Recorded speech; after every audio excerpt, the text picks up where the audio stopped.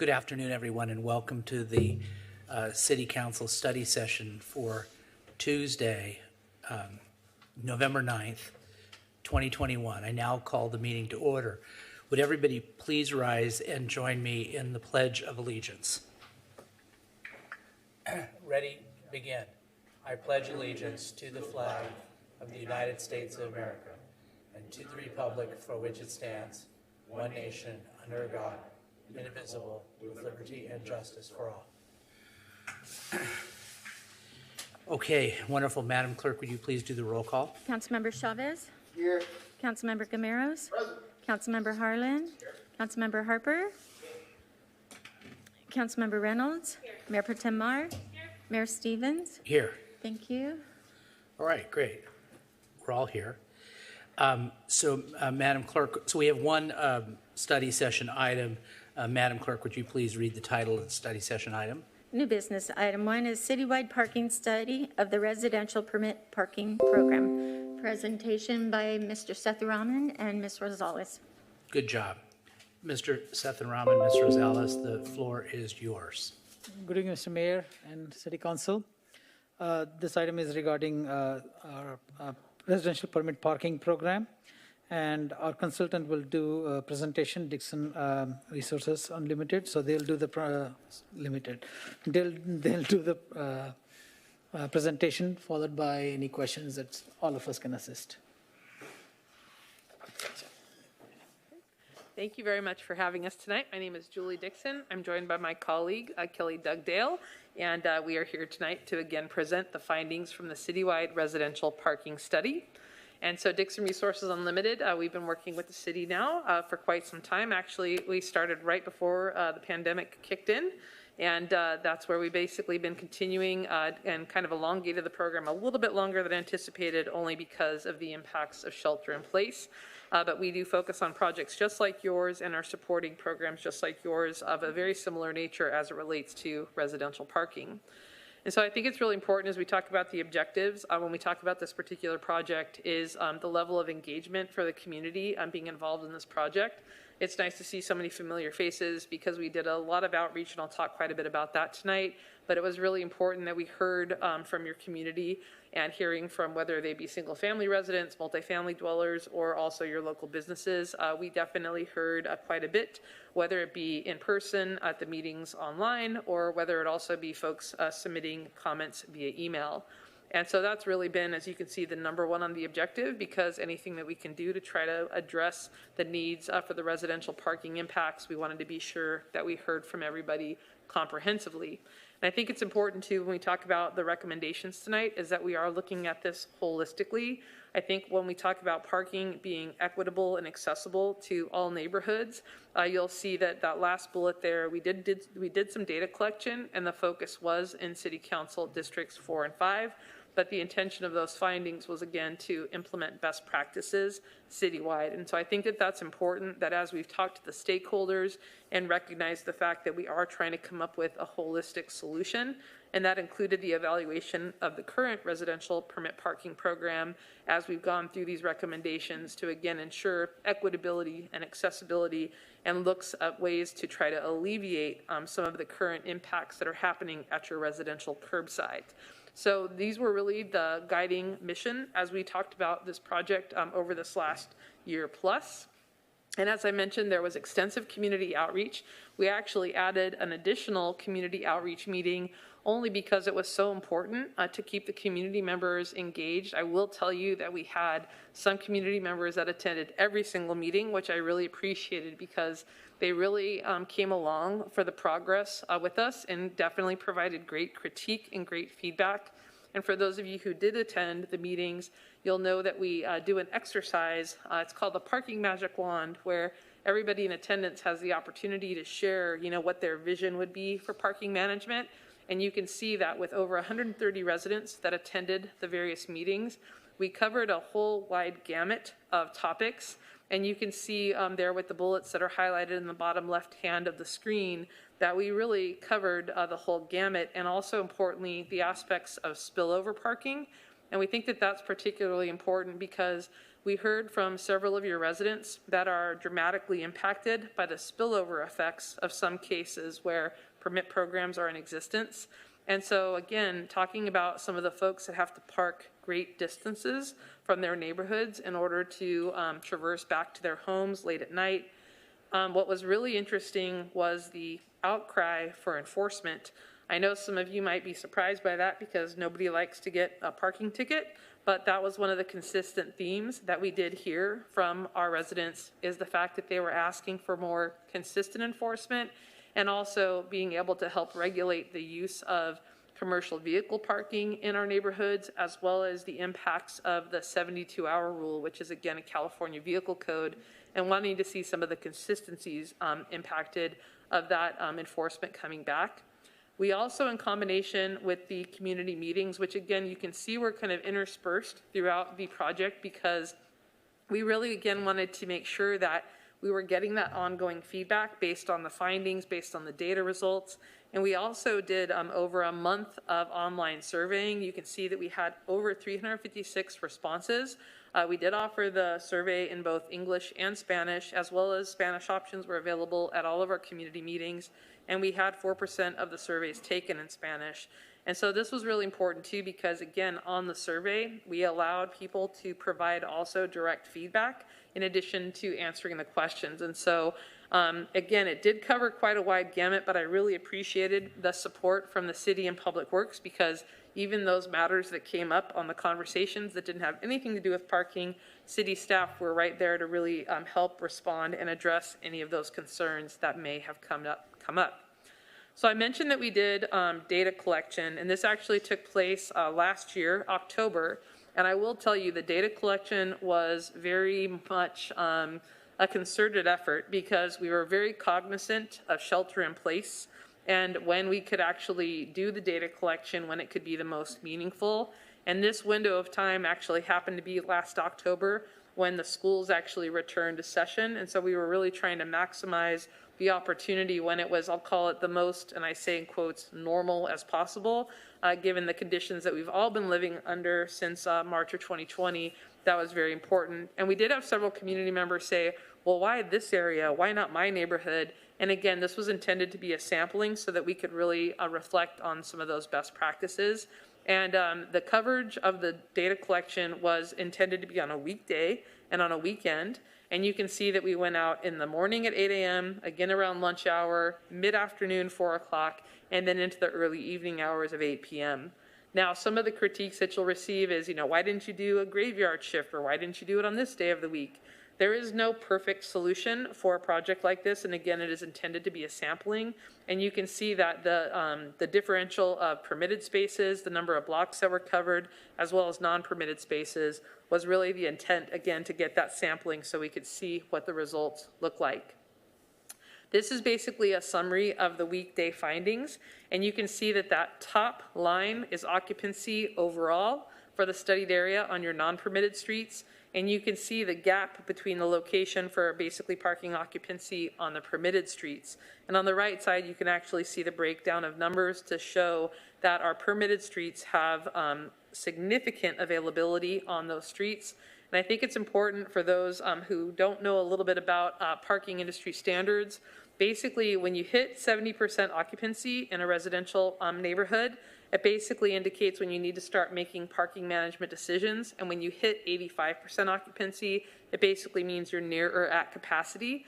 And so you can see that the opportunity here is that we actually do have bandwidth on the overall. But when we start to look at the specific block faces, you'll see that there are some very specific streets that are impacted and are at their maximum or close to maximum of capacity. And so this is actually that map that I was showcasing and mentioning, to the fact that with the color zones, you can highlight the places that are red are those that are basically in excess of 85%, and the areas that are orange are approaching that excess, and the areas that are yellow are basically in more of the moderate. We need to be paying attention to that. And I think that these are important highlights to mention, because one of the things when we start to talk about parking management decisions moving forward, we want to be sure that the city is equipped with the tools to make data-driven decisions. And that's one of the reasons why when we talk about this baseline of information and one of the recommendations that we're going to talk about how to manage permit parking zones in the future, it's very important that the city retain this monitoring of data, because it will be very relevant. Instead of making the perception-based decisions, you're going to base it upon decision based on data. And we think that that's really important. And you can also see that there's only 2 permit blocks that exceeded 65% occupancy on a weekday for the average. That's important to highlight, because all of the areas on that map that have the little green circle with the R in it, those are streets that are currently regulated with permit areas. And so given that we only have 2 locations that have that nearing 65%, demonstrate that we have ample availability on those permit regulated locations. Now on the weekend, there's a little bit of a difference, and you can see that our occupancy increases slightly on the weekends, but you still can see the significant disparity between parking occupancy on permitted streets versus non-permitted streets. And you can see that the average occupancy overall for the study area, the average occupancy for permitted parking locations was 25% throughout the entire day. And so again, that disparity is going to be important as we talk about the recommendations moving forward.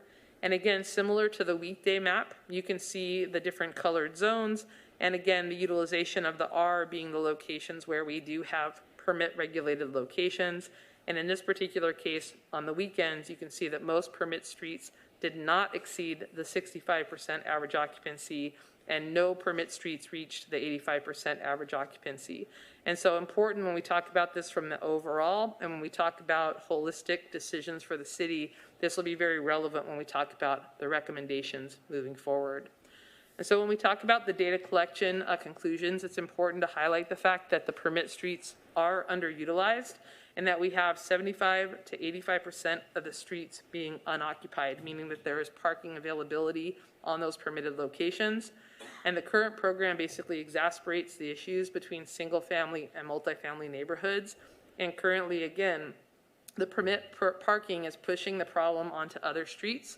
And one of the feedback that we received the most from the people that are having to walk great distances to get home at night, and that multifamily neighborhoods are directly impacted by those permit programs. So when we do talk about the study and we talk about the comprehensive approach, the draft recommendations considered many factors, one of which, if you're not familiar with, in 2016, the California State Attorney General published an opinion that basically indicates that you can't distinguish the difference between a multifamily or single-family dwelling. And it's one of the reasons why so many municipalities are currently evaluating their residential permit programs. I think it's important to understand that in the past, traditionally, as multifamily housings developments were implemented, that single-family dwellings basically united and started to create residential parking permit programs in order to ensure their parking availability. And that is basically what the 2016 Attorney General opinion basically says that you cannot do. And that's going to be a lot of the recommendations that we talk about today, is how to ensure that we have an equitable solution. In addition to the recommendations tonight that we're going to talk about, we leveraged the opinion as well as the data collection results. We also did an operational needs assessment on the current operations and the policies. We obviously leveraged the data and the survey, as well as case studies, industry best practices, and most importantly, the community feedback. And I think it was really important to understand that, we had a wide array of opinions, but I will say that the consistency of the opinions was definitely that something needs to be done differently. There is definitely the concern of losing some of the locations for permit parking, but I'm going to talk about those as we get into the near, mid, and long-term recommendations. But it was very important that at the onset of this project and working with city staff was to ensure that with those project objectives is that we defined the guiding principles for this program. And this was something that we ensured was basically comprehended and shared with the community throughout the entire project. One of which was equitable access, and making sure, again, when you talk about multifamily versus single family, whether you live in a condominium or whether you live in a house or a duplex, the fact that we want to make sure that the curb is accessible to everyone and making sure that we have an equitable opportunity for everybody to participate. We also need to make sure that we come up with a sustainable solution. I think it's important to highlight that to date, the permit program parking has been free, and that is not a sustainable solution for any municipal program at this point in time. There's an administrative cost, there's an enforcement cost, and the one thing that, if I can be evangelistic about this, is to tell you that every parking space, there's a value to that parking space. And if you ever study parking theory, you'll know that there's no such thing as free parking. And I know that we all like to appreciate that curb out in front of our house, we like to think that it belongs to us. I'm probably just as guilty of it in my neighborhood, but the fact of the matter is that is not the case. And it is very important that when we talk about these strategies and the potential investments that are necessary, is we want to make sure that we're encouraging a sustainable solution. And that's going to definitely be a big change. And we'll talk about some of those recommended changes. And also along with this is making sure that we have efficient program management. We want to make sure that we can optimize the recommendations as much as possible to make it easy not only for our community members and our residents, but also for city staff to be able to support the programs. We want to make sure that we have a system that is accountable for itself, equitable, and accessible. I always like to say parking needs to be easy, convenient, and accessible. And if you can hit those 3 marks, then you're really making things happen. And so when we talk about those guiding principles, if we can basically apply these 3 rules to all of our parking management decisions, then we're really heading in the right direction. So I mentioned earlier about the State Attorney General's opinion, and again, it is important. Some of the residents highlighted it is only an opinion, and I appreciate that, but I do want to highlight the fact that that opinion was formed and shared, and municipalities just like yourself are heading in this direction, especially when we talk about equitability that serves all residents. And again, basically the fact that you can't distinguish the resident type to determine whether or not they're eligible for residential parking privileges. Now, when it comes to the residential parking permit program, or what we like to call in short term RPP, we vetted through several different options, including not doing anything, leaving it just the way that it is, and basically going through the various iterations and talking to the community members about these. And I do want to highlight, we've actually gone through all of these recommendations a few times now with the communities and have made adjustments and tweaks based upon that feedback. And we basically settled on the recommendations that you're going to hear about today, and that is basically implementing a revised residential parking permit program. There was consideration of completely eliminating the program, but you're going to find with the information we're going to share with you tonight that there is a need for certain locations that we'll talk about. For example, neighboring city impacts, the impacts of the fairground or other locations like parks or schools, or also those that are nearby commercial areas. And so it wouldn't, we basically affect the quality of life of those residents. So we know that there is a need to retain a level of a residential parking permit program. And so being able to leverage the tools that we're going to talk about here tonight and utilizing the guiding principles, we do believe that option 4, by basically updating those program guidelines, is going to be the most effective and efficient way for the city of Costa Mesa to proceed. On this particular slide, you'll see a summary of nearby agencies and what their petitioning process is. And basically, we tried to share this just from a comparison value. We're not suggesting that this petitioning process should change. You will see that in some cases you are on the lower end of the petitioning requirements, and even on the parking utilization numbers. But again, we're suggesting that because you're kind of right there, I'll say on the lower end, but still with those tiers, to basically retain this part of the process, and we'll talk about how that would apply. So in the creation of new permit zones, basically we're suggesting that with this updated option 4 is that those that are impacted by external impacts like being near city boundary, being near the fairgrounds, or near a commercial area, you would basically be able to retain your permit regulations, and that you would also basically have the requirement of 2,000 feet, which is basically about 4 city blocks. And to be able to introduce those legacies of those that have the permit programs is to be able to retain those rules. And that for the petitioning process, again, retaining those options, but then the opportunity to allow the multifamily dwellings to be able to participate in the petitioning process equitably. We do believe that that's going to be an important part as we talk about some of the legacy locations and what to do with those as we move forward. So as we talk about the new permit policies, there's a couple of nuances that we think are going to be really important is basically oversized vehicles as defined currently by the Costa Mesa Municipal Code should not be eligible for permits.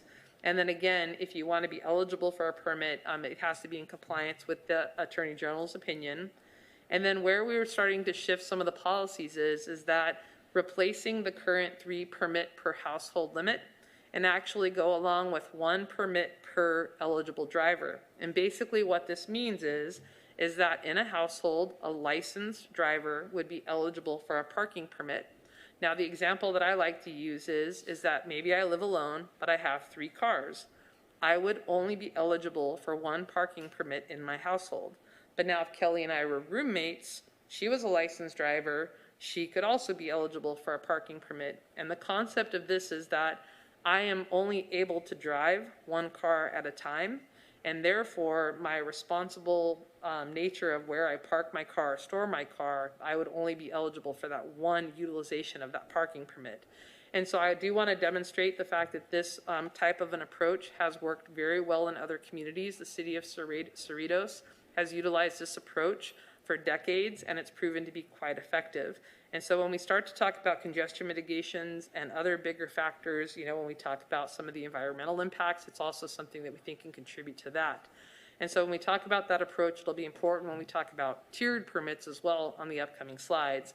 And staff recommends that even with the example that I used of myself and Kelly both being licensed drivers, staff recommendation is to consider also putting a 3 permit cap per household as well. So that's another option. And when we talk about the benefits, by going to the eligible drivers, we're going to basically start to mitigate the parking demand at the curb and also promote an equitable solution for residents who require a vehicle. We all know the fact that folks need cars to get to work. And when we start to talk about the impacts of COVID, impacts on transit and mass transportation, these are factors that are important, but it basically allows residents who choose to own additional vehicles, they're not incentivized to use on-site parking, and basically the city doesn't become responsible for my vehicle storage. And that's one thing that I think is important when we start to talk about vehicle storage. It's a different way to talk about vehicle parking when we talk about excess vehicles. So now let's talk a little bit about permit fees. I think it's very important at the fact that you can see just by the model on the right side, you are the only agency that we studied in this region that are currently offering free residential parking permits. And I can appreciate how we got to this place today. But again, times have changed and we start to talk about the efficiencies and the technology opportunities for how we can optimize this program. And that is something that we are proposing needs to change. And not only the fact of implementing a fee, but also an escalating rate model. And we think that this is something that this is the recommendation as a starting point because we know that we have to start somewhere. But being able to baseline that first permit for $25 and then having an escalating rate per household so that the second permit being $35 and the third permit being $50. It might be suggested that those fees could be higher. I will defer that to the city, but in this particular case, the example that I used, if I was the first person to apply for the permit in my household, my permit would be $25, and if Kelly was my roommate, her permit would be $35, and then if we had a third person move into our household, it would be $50, and then based on this current recommendation, additional permits basically would not be eligible with the 3 permit cap, but if the city did determine that that number were to change, again, you could have an escalated rate model. It's also important that we introduced a low income parking permit option. And the suggestion was, again, per eligible driver with an eligible driver's license that you basically could qualify for the free parking permit eligibility for the first and potentially second permit per household. I do want to highlight that those guidelines for low income can be based on any of the standards for any of the public utilities and leveraging any of those particular programs. But we do think it's very important, again, to implement a fee structure, especially associated with some of the recommendations that are in the coming slides. One of which incorporates the automation of the parking permit management system. This basically will allow your residents to self-manage their own accounts, be able to manage all of the details associated with it, their license plates, potentially guest passes, and all of the factors that go along with that. And it's important that this allows for people to have the convenience of managing their own parking accounts from the comforts of their own homes and doesn't require people to necessarily come into City Hall to provide proof of eligibility, that's definitely still an option, but it definitely optimizes the solution. And in this particular case, there's an opportunity to leverage a system that the police department already utilizes for citation management and being able to add this permit module. The ballpark number for this comes in at about $25,000 for the fiscal year, and this could be included in the next fiscal budget. The example on the bottom right side of your screen is the example of the city of Seal Beach.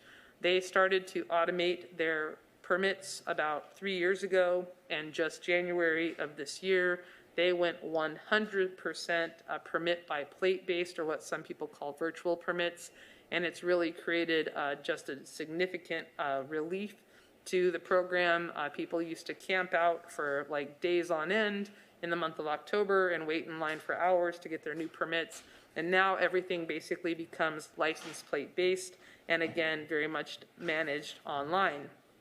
And that's one of the reasons why we think it's so important to leverage license plate recognition technology, or what's also called LPR, utilizing equipment that's already utilized by the Costa Mesa Police Department. Basically, your license plate becomes your identifier, your permit number. You no longer need a hang tag, you no longer need a decal. Your permit is your license plate. And one of the benefits of leveraging LPR to help manage this program is also the opportunity to leverage the parking occupancy data to provide that ongoing evaluation of the curb face. And this is really how the programs are changing. A lot of people get worried about Big Brother as it relates to LPR, but I do want to highlight when LPR is used for parking, there is no access to the DMV database or anything that basically comes back with driver's information. Basically, you get a checkbox that that license plate ABC123 is eligible to park in this zone, yay or nay, and basically the parking enforcement personnel can continue along their way. And not only that, we get the data point of the collection of how many cars are parked per block face, so that way we can determine what the ongoing impacts of parking occupancy are within the neighborhoods. Also in the near term, I mentioned that one of the most popular responses that we had from the community was the need for parking enforcement. And we know that this is very much critical, not only for the posted regulations, but to have that consistency of oversight in the program is being able to provide that allocation of additional staffing. I think it's really important that based on the posted regulations, you need to have the personnel to back it up. I do like to talk about compliance rather than enforcement because I like people to follow the rules, but it's also very important that people figure out very quickly when the rules aren't enforced, and that has further impact on your curb where people that are not eligible to park in those locations where there are regulations that are parking there. And so it's really important when we talk about any new permit zone, it's only active upon installation of the signs, but also once 50% of the households have purchased permits. This is going to be something important when we talk about what I'll call the recertification of some of the parking zones, which I'll mention in a few moments. Because of the deployment of potential paid model, it's going to be very important that those folks that need to reconsider whether or not they want to have a parking permit program, knowing that we have 50% of the households participating in the program is going to be really important. I can't highlight enough how important the outreach and messaging campaign will be as a part of any of these next steps, but it's also important anytime that you're deploying a new location that we leverage the technology that the police department already has today to be able to issue warning notices and being able to leverage flyers to basically assist with the outreach program to make sure that the community is aware when new regulations are being managed or enforced or complied with, because again, I like them when they follow the rules. So the branding and marketing is another key page or key aspect of the program. You'll see here the landing page that we've had transportation services supporting throughout the program. This was a really great landing spot for the community. They knew that anything associated with the program, as we've gone through the study, they could find all of that information located in this one spot. We think this is an important aspect of the program to continue. You really want to have that information hub where people can go find out any information about the parking program in Costa Mesa. Having that landing page where people can link in to purchase permits or to potentially pay any parking citations is an important factor. And then in the midterm, we have some hurdles to get over and some education that has to be done. But we've also identified that some of the neighborhoods, based on the occupancy that should continue to be studied, might need to seek out opportunities for shared parking agreements. Thanks to the community members who've identified several locations where there might be opportunities for establishing some of these public-private partnerships. This is becoming a mainstay throughout the country in terms of leveraging shared parking agreements, because I think we can all appreciate building parking assets is, first of all, challenging and expensive, and then it's also very difficult in congested neighborhoods. So there might be opportunities to leverage parking lots associated with schools and churches. And the one neat thing that we've talked to the community about is that the technology basically exists that allows for these opportunities to proceed.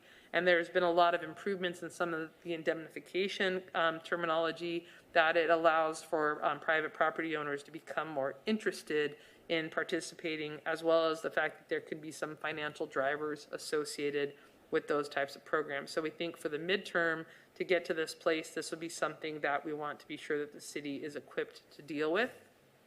And we don't want to overlook alternative transportation modes.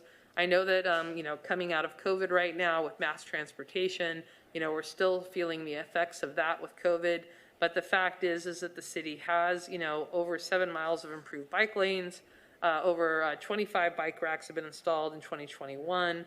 The construction is completed on the Merrimack Way active transportation improvements. And then over $2 million has been approved by City Council in fiscal year 21-22 for active transportation projects.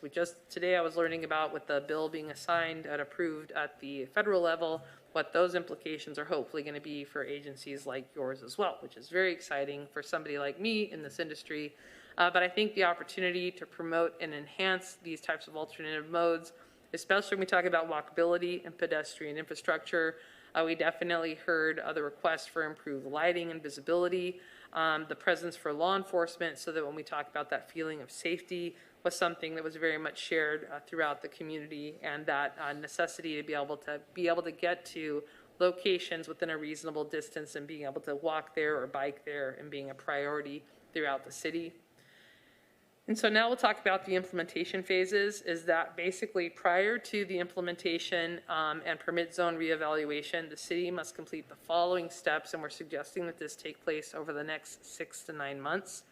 First and foremost is adopt the updated permit zone guidelines, the program guidelines, and the permit fee rate structures. One of the exercises that we went through this project, we actually did a municipal code draft update. And so that would be something that would be part of those guidelines that would need to be updated, as your code would need to reflect some of these improvements. Second would be to implement the automated permit management system so that you could provide that ease of access and, again, leverage some of the tools to make it easier for not only your community and residents to manage their parking experiences and the policies, but also for staff. And then the notification out to current permit holders of the new program is going to be an important part of that, and an extensive public outreach and education campaign. I know that this sounds onerous, and I don't want to minimize the significance of what we're going to be talking about here in these next slides, but I also want to highlight the fact that these changes can be done. It is just going to be something that is going to take a significant amount of information and education and outreach. And so as we look at the current permit zones, I think it's important to highlight the fact that we tried to divvy the locations up, and you can see with the different color coding. We know that the existing permits, basically with those external impacts, like I mentioned, the ones that are on the boundaries to cities, neighboring cities, or those commercial impacts, or those by the fairgrounds, basically being able to tackle those first to be able to make sure that the new permit regulations associated with any fees or the 3 minimum of the tiers on the pricing, being able to basically message that information and communicate that out. And you can see that that's approximately 60 to 70 streets. Tackle that in phase 1. And then start to then tackle the locations without external factors. And that's basically the kind of mauve-y, orangey color. That's roughly about 50 to 60 streets. And you can see the locations that have the red lines are the permitted streets in those particular areas. So as we talk about this reevaluation process and putting it into 2 phases, we're suggesting that the first phase would take place over the next 1 to 3 months. And that would again be the locations that have the impacts for the fairgrounds, the commercial demands near a school or recreational facility, or impacted by those neighboring cities, making sure that everyone wants to still participate with the new regulations and fees. And then once you have basically worked your way through those locations, beginning to work into the existing locations, the existing zones with residential parking demand that don't have the external impacts, and look at potentially grandfathering those locations in with the understanding that they have to repetition to ensure that 51% of their neighboring residents want to participate with the new structure, that there would be a minimum of a 4-block requirement, or roughly 2,000 feet. I do want to highlight you have some zones that are just 1 block face, and this is the type of area that you want to definitely have to reevaluate. We want to make sure that zones that do not meet the minimum zone size would be reevaluated under the new guidelines, and that zones that reapply within 6 months will be given reevaluation priority. So basically, in this 6 to 12 month period, all of the zones would be noticed and basically have the opportunity to repetition, and they must meet the new eligible driver license criteria, as well as they would be subject to the new fee structure. And so this is a heavy lift. I don't, again, want to minimize the significance of this, but it is an opportunity to have a fresh start with consistent and equitable guidelines across all of the city. And so as we talk about what's next, so being here today again is really this introduction of the recommendations, and basically the introduction plan is to come in early 2022 and present to you all the final plan. And with that, I will say thank you. The information on the website, where we've kept all the information on that information hub, as well as we've been leveraging a parking study at costamesaca.gov, and our community members have been sharing their comments via that email. And with that, thank you very much. You're very welcome. So what we're going to do, we're going to go to the public now. And members of the public, because this is a study session, you're limited to 2 minutes as opposed to 3 minutes. And you're only permitted to talk about this particular item that's on our study session. And if we don't have anybody here that I can see in the chambers that wishes to speak. Is there anybody on Zoom, Madam Clerk? Yes, Katie Arthur, please. All right. Now, Miss Arthur, push *6 or unmute yourself, and you have the floor for 2 minutes.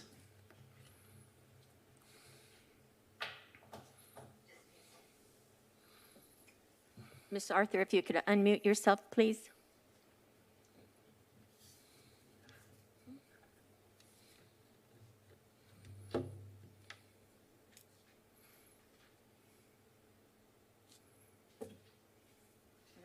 They're able to unmute themselves. Is she having trouble? Is there anybody else that wants to speak? Just Katie? Okay. Okay. Hey. All right, you have the floor, Katie, and it's 2 minutes. Sorry. It's all good. Oh boy. Let's see if I can figure this out. Can you hear me okay now? Yes, I can. Can you hear me now? Yes, ma'am. Sorry. So thank you so much. And first I want to say I really appreciate all the efforts that have gone on. I know this has drug on for a lot longer than most of us would have desired, but thank you to Dixon Resources and city staff for all the work that's gone into this so far. As most of you know, or many of you know, I live in a neighborhood that's been heavily impacted by commercial parking for many years, and it's only getting worse. And I guess I have a comment and or a question. The cost of the proposed permit at $25 seems to me somewhat nominal.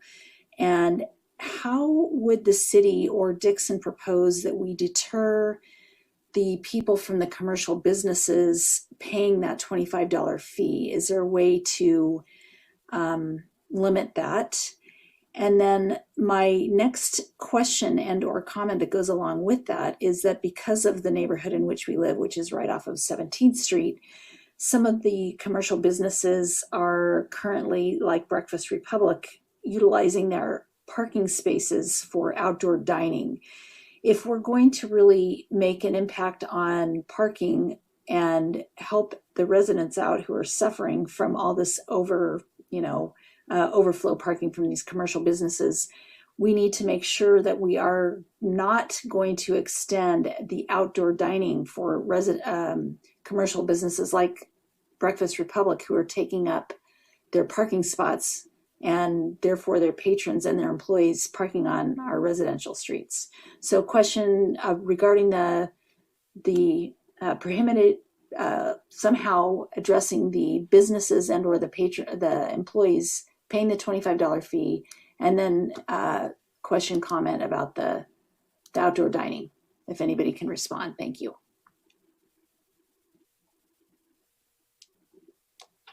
Do we have anybody else that wishes to speak on public comment? No, Mr. Mayor. Okay, so let's close public comment. And so do you have an answer to that, Ms. Dixon, before we go to the council's questions and comments? Yes, sir. So it's important to understand that the eligibility requirements for the permit, you would be required to have a residence in that defined area. And I think it's also important to highlight that because of the technology, you would also be able to create rules that if anybody was in violation or potentially selling a parking permit to an employee or somebody that didn't live in the area, they could actually lose their permit eligibility as well. That's a very common standard for most residential programs. But the eligibility, being able to have proof of residence, in most cases, we're very fortunate that a lot of people's registration addresses match the residential address. So that makes for a very automated and easy way to validate their locations. But in some cases, rentals, people don't have that. So proof of tenancy or a lease agreement would be something that would suffice for that. But you would have to be able to demonstrate proof of residence within that designated permit area in order to qualify for a parking permit. So the employees would not be eligible unless they lived in that zone. All right, I'm going to open up to others, but I just want to continue this thread. So we've got, this is in District 6. So it's Cabrillo. So you're familiar with 17th Street. Yes. So then you've got, Cabrillo is right behind 17th Street. It's kind of broken up, but she's in the 400 block at Cabrillo. And then there's other streets that are parallel to Cabrillo and also parallel to 17th Street. So if they don't have permit parking now. And so for them to get permit parking, as I understand it, you'd have to have 4 of those blocks, not just Cabrillo, but 4 of those blocks would have to sign up and get 51%.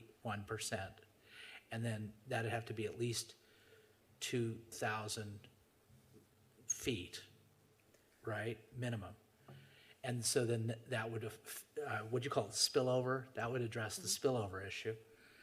And then they would, if they got that, and there was 70%, you have to show that there was 70%. We go out and do a study. This is your recommendation. And so they get 51%. They have to show 70% of those 4 blocks are utilized. And then that would be approved. And then it would come to the council for approval. Is that right? So the one thing I want to highlight is we actually did have a chance to go and do some special studying over that area because of some of the feedback that we received. Those are exceptionally long blocks. Okay. So I want to highlight the fact that that's why the distance number is so important, is that in some cases, because those blocks are exceptionally long, I did not measure them.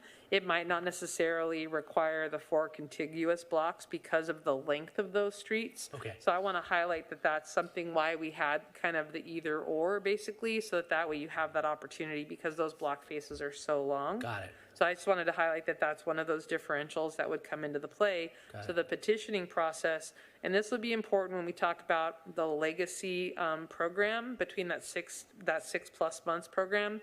I think that would be something that I would recommend would be one of the business rules that I would suggest that council would have to determine if you wanted to re-review all of those or whether or not you would indicate to staff that as long as they met these parameters and had all of the sign-in and met all the business rules, whether or not those had to re-come to council, I will defer to council and staff on that. But for new locations, it would still fall prey to the normal processes that would come before council, All right. so. Got it. So I'm just really elementary, like see Jack run here. Yep. So it's 2,000 feet or 4 blocks. Yes. Not 2,000 feet and 4 blocks. Correct. So if hypothetically Cabrillo was 2,000 feet, then it could just be 51% of Cabrillo. Agreed, Okay? yes. And then you would go out and see if it was 70% utilized, or not you, but Yes. somebody on staff. And then if you check those 2 boxes,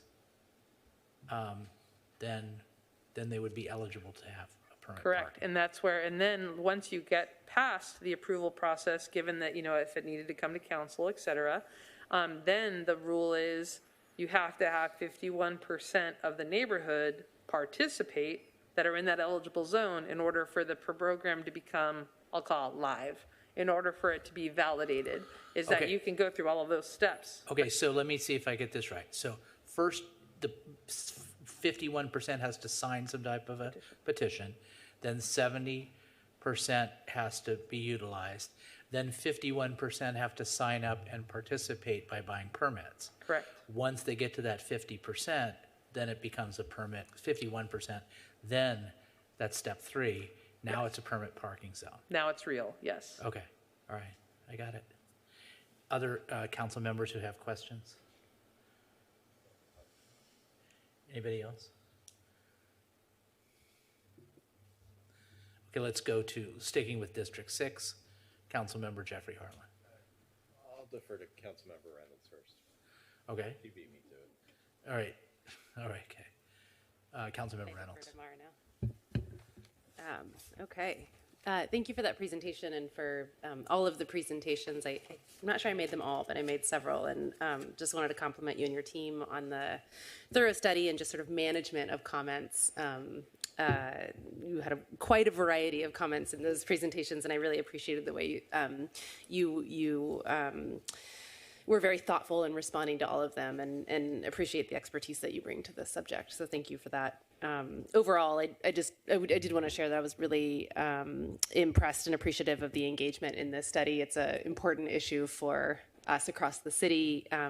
We had prioritized sort of a more in-depth look on the west side because that's where we had some more parking constraints. So I appreciate the multiple avenues for input, webinars, the survey, the dedicated webpage, and email, and the volume of responses I think reflect that outreach. So thank you for that.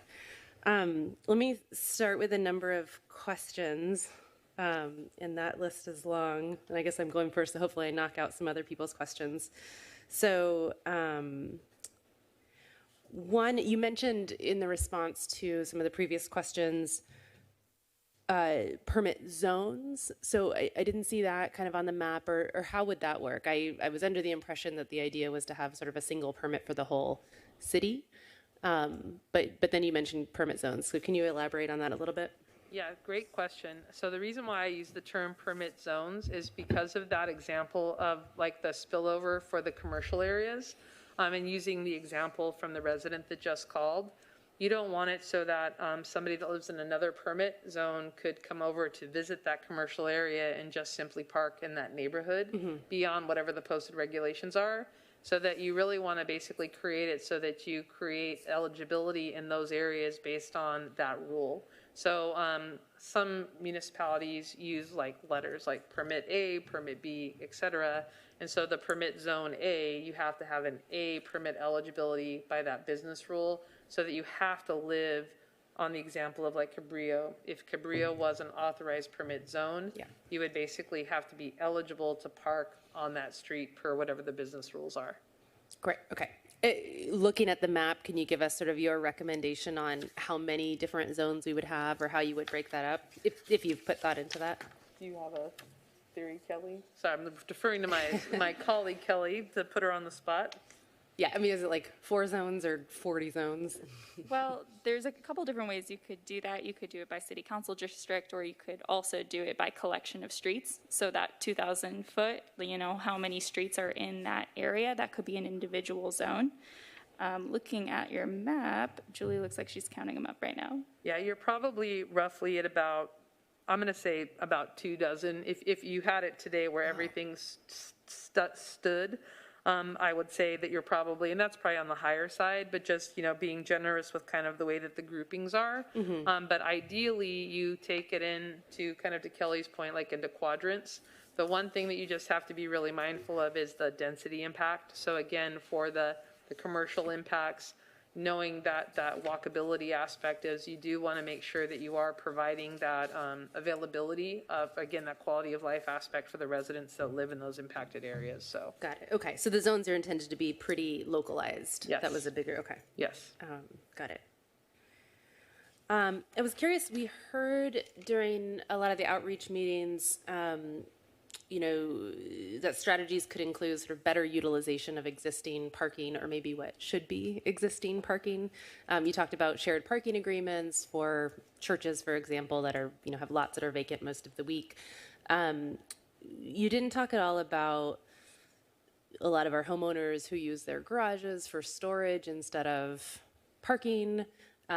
Similar in multifamily properties, there's a lot of use of garages for storage and parking. So can you talk about that recommendation? Sure. So when we did have the stakeholder meetings, we did talk quite a bit about the assembly bills that were in progress too, and the impacts of ADUs and garage conversions. But one of the things that when we talked about the rule for eligible driver's license, that's where you really start to see the impact of people that have multiple cars and that choose to use their garages or storage locations for other purposes than their vehicles. That's when you're going to start to see people's practices changing, because if I, again, have 3 cars and I'm only eligible for 1 parking permit, then it's going to be up to me to figure out what I'm going to do with my other 2 cars. And I'm either going to clean out my garage or clean out my driveway or figure out what those purposes are. But that's the intent of that program, because the one thing I think that's important, and we talked quite a bit about this with the community members, is that with the housing crisis in California, and basically as the regulations are changing to really try to accommodate as much housing as possible, I think we have to recognize that there are people that are utilizing their garages for housing accommodations and factors like that. So it's not always those that use it for storage. But again, if it's me that has 3 cars, it would be my responsibility for those other 2 vehicles beyond the 1 permit that I have. So I think that's really why we didn't necessarily in this presentation tackle it, but we did have very extensive conversations in the community meetings about the housing impacts and, again, that kind of vehicle storage aspect of it. Got it. Okay, thank you. That makes sense to me. And you also mentioned potentially a sort of cap on the number of permits per home. Okay, I'm also thinking about multifamily a bit, because that's, our multifamily residents are the ones that have often been the most constrained because they haven't had an out, right? As you mentioned, our existing policies sort of didn't allow multifamily residents to participate. My understanding is that at a number of locations, and, I used to live in a property where I paid, I think, $150 a month for parking and, in my property. And so when I compare that to $25 a year, should we be concerned at all about a situation where someone was paying, a larger amount to park on a property and then says, hey, I have an opportunity here to save a bunch of money by parking on public streets? It's a very good question, and I will tell you that the conversation of bundled versus unbundled parking, it adds a level of complexity to the program, and I will tell you that we have talked to city staff and kind of talked through this. And one of the things that I will tell you is that when we talk about parking demand, and really how parking assets begin to be managed differently by property owners, not only how I treat my garage or my storage, the same really goes for apartment buildings too. And so, depending on where we are in the housing market and demand for parking as well as apartment rentals, that then starts to have an effect on how property owners basically manage or charge for their parking. And so one of the things when we talk about demand rate models, you'll start to see that effect on property owners and what they charge for parking. Now, I'm not going to say that there's a one-size-fits-all by any means, but in order to ensure the management abilities and the kind of the simplicity aspects, because we talked about adding additional rules to basically kind of combat, whether or not to include locations that have bundled versus unbundled parking or making them eligible if there's a parking space on site. It will add a level of burden to the program that will make it so onerous that it's basically very difficult to manage. And so when we try to kind of create that holistic approach, it's one of the reasons why we didn't go there, because it adds a level of complexity that really almost makes it unmanageable because of the level of like site inspections, confirming leases, and having to get to the degree of like whether or not one property charges versus another.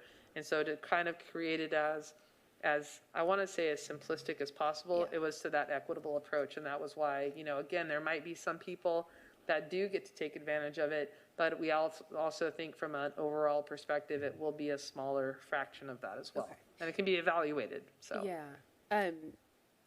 I'm curious if in your data collection you have any sort of evidence of underutilized parking on larger private properties, multifamily properties, for example, just to give a sense of if this could be an issue, or if a strategy should include working with those property owners to say, hey, we need to use your parking a little bit more. I'm always a fan of leveraging relationships with, key stakeholders, so I always want to put that out there.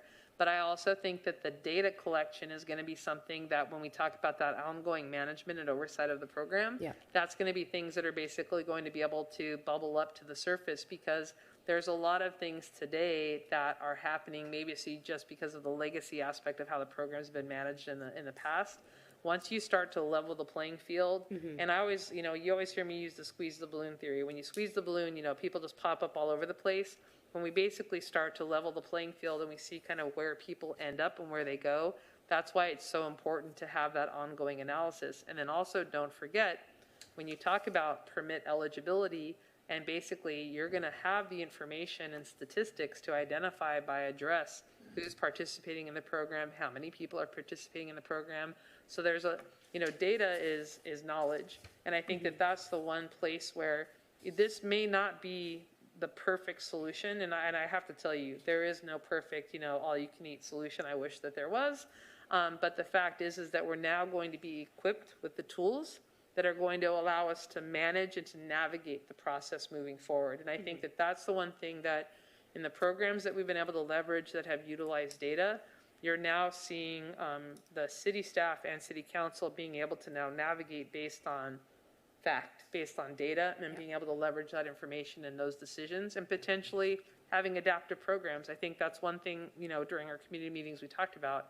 Parking is a living process, and it's an adaptable process, and things will pivot, things will change. You'll have big fancy restaurants that'll open that'll be the new hotspot, in a different part of town. And those are things that's why you have these types of rules, so that you can, again, navigate and mitigate appropriately. I think what I'm hearing you say is we can think of 1,000 different things that might happen, but your recommendations hopefully sort of mitigate the demand across the city so that any one of those won't have a sort of exacerbating effect. And if they do, we can address it then. Okay. Pick a path, and then that path will help you dictate the direction and at what speed you navigate that path.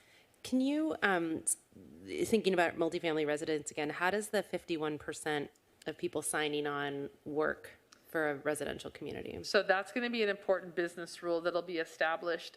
Typically, most agencies require the property owner or manager and a resident representative from the different units. So that's going to be a business rule that will have to be defined.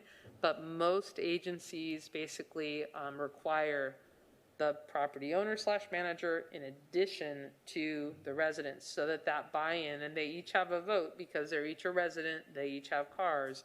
And so basically you tie that in so that they're all participating, and that also sometimes helps mitigate those issues of what the property owners are charging for parking as well. So if there's a 100-unit, I'm assuming it's units, not residents, right? 100 unit property, you need 51 units to sign on plus the property manager. Indeed, and then when you have to look at that length or that number of blocks, then you start to look at what those rules are. Oh, a lot of neighbors are going to get to know each other through this Very process. much. Okay.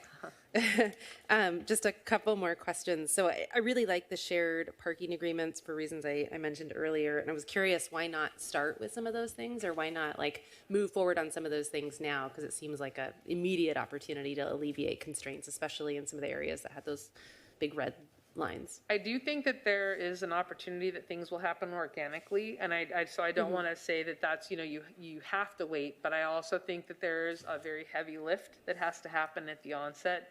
So I also want to be realistic that if you put too many balls in the air at one point, and I think that as some of the different neighborhoods are basically reassessing or reprioritizing, their permit policies, that some of those things will organically kind of bubble up to the surface.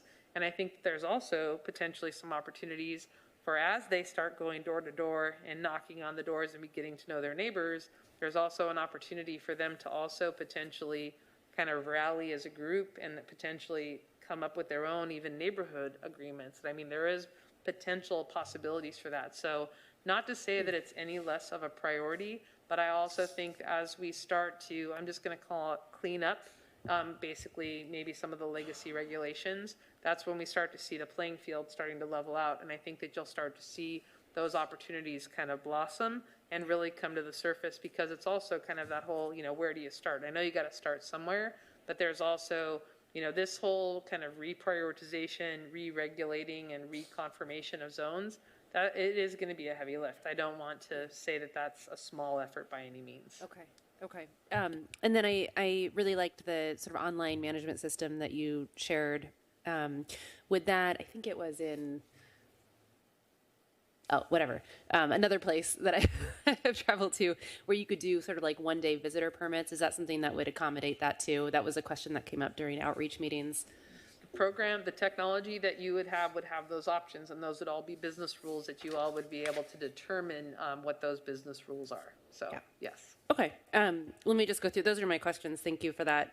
Just want to sort of share the things I liked in your recommendations. So,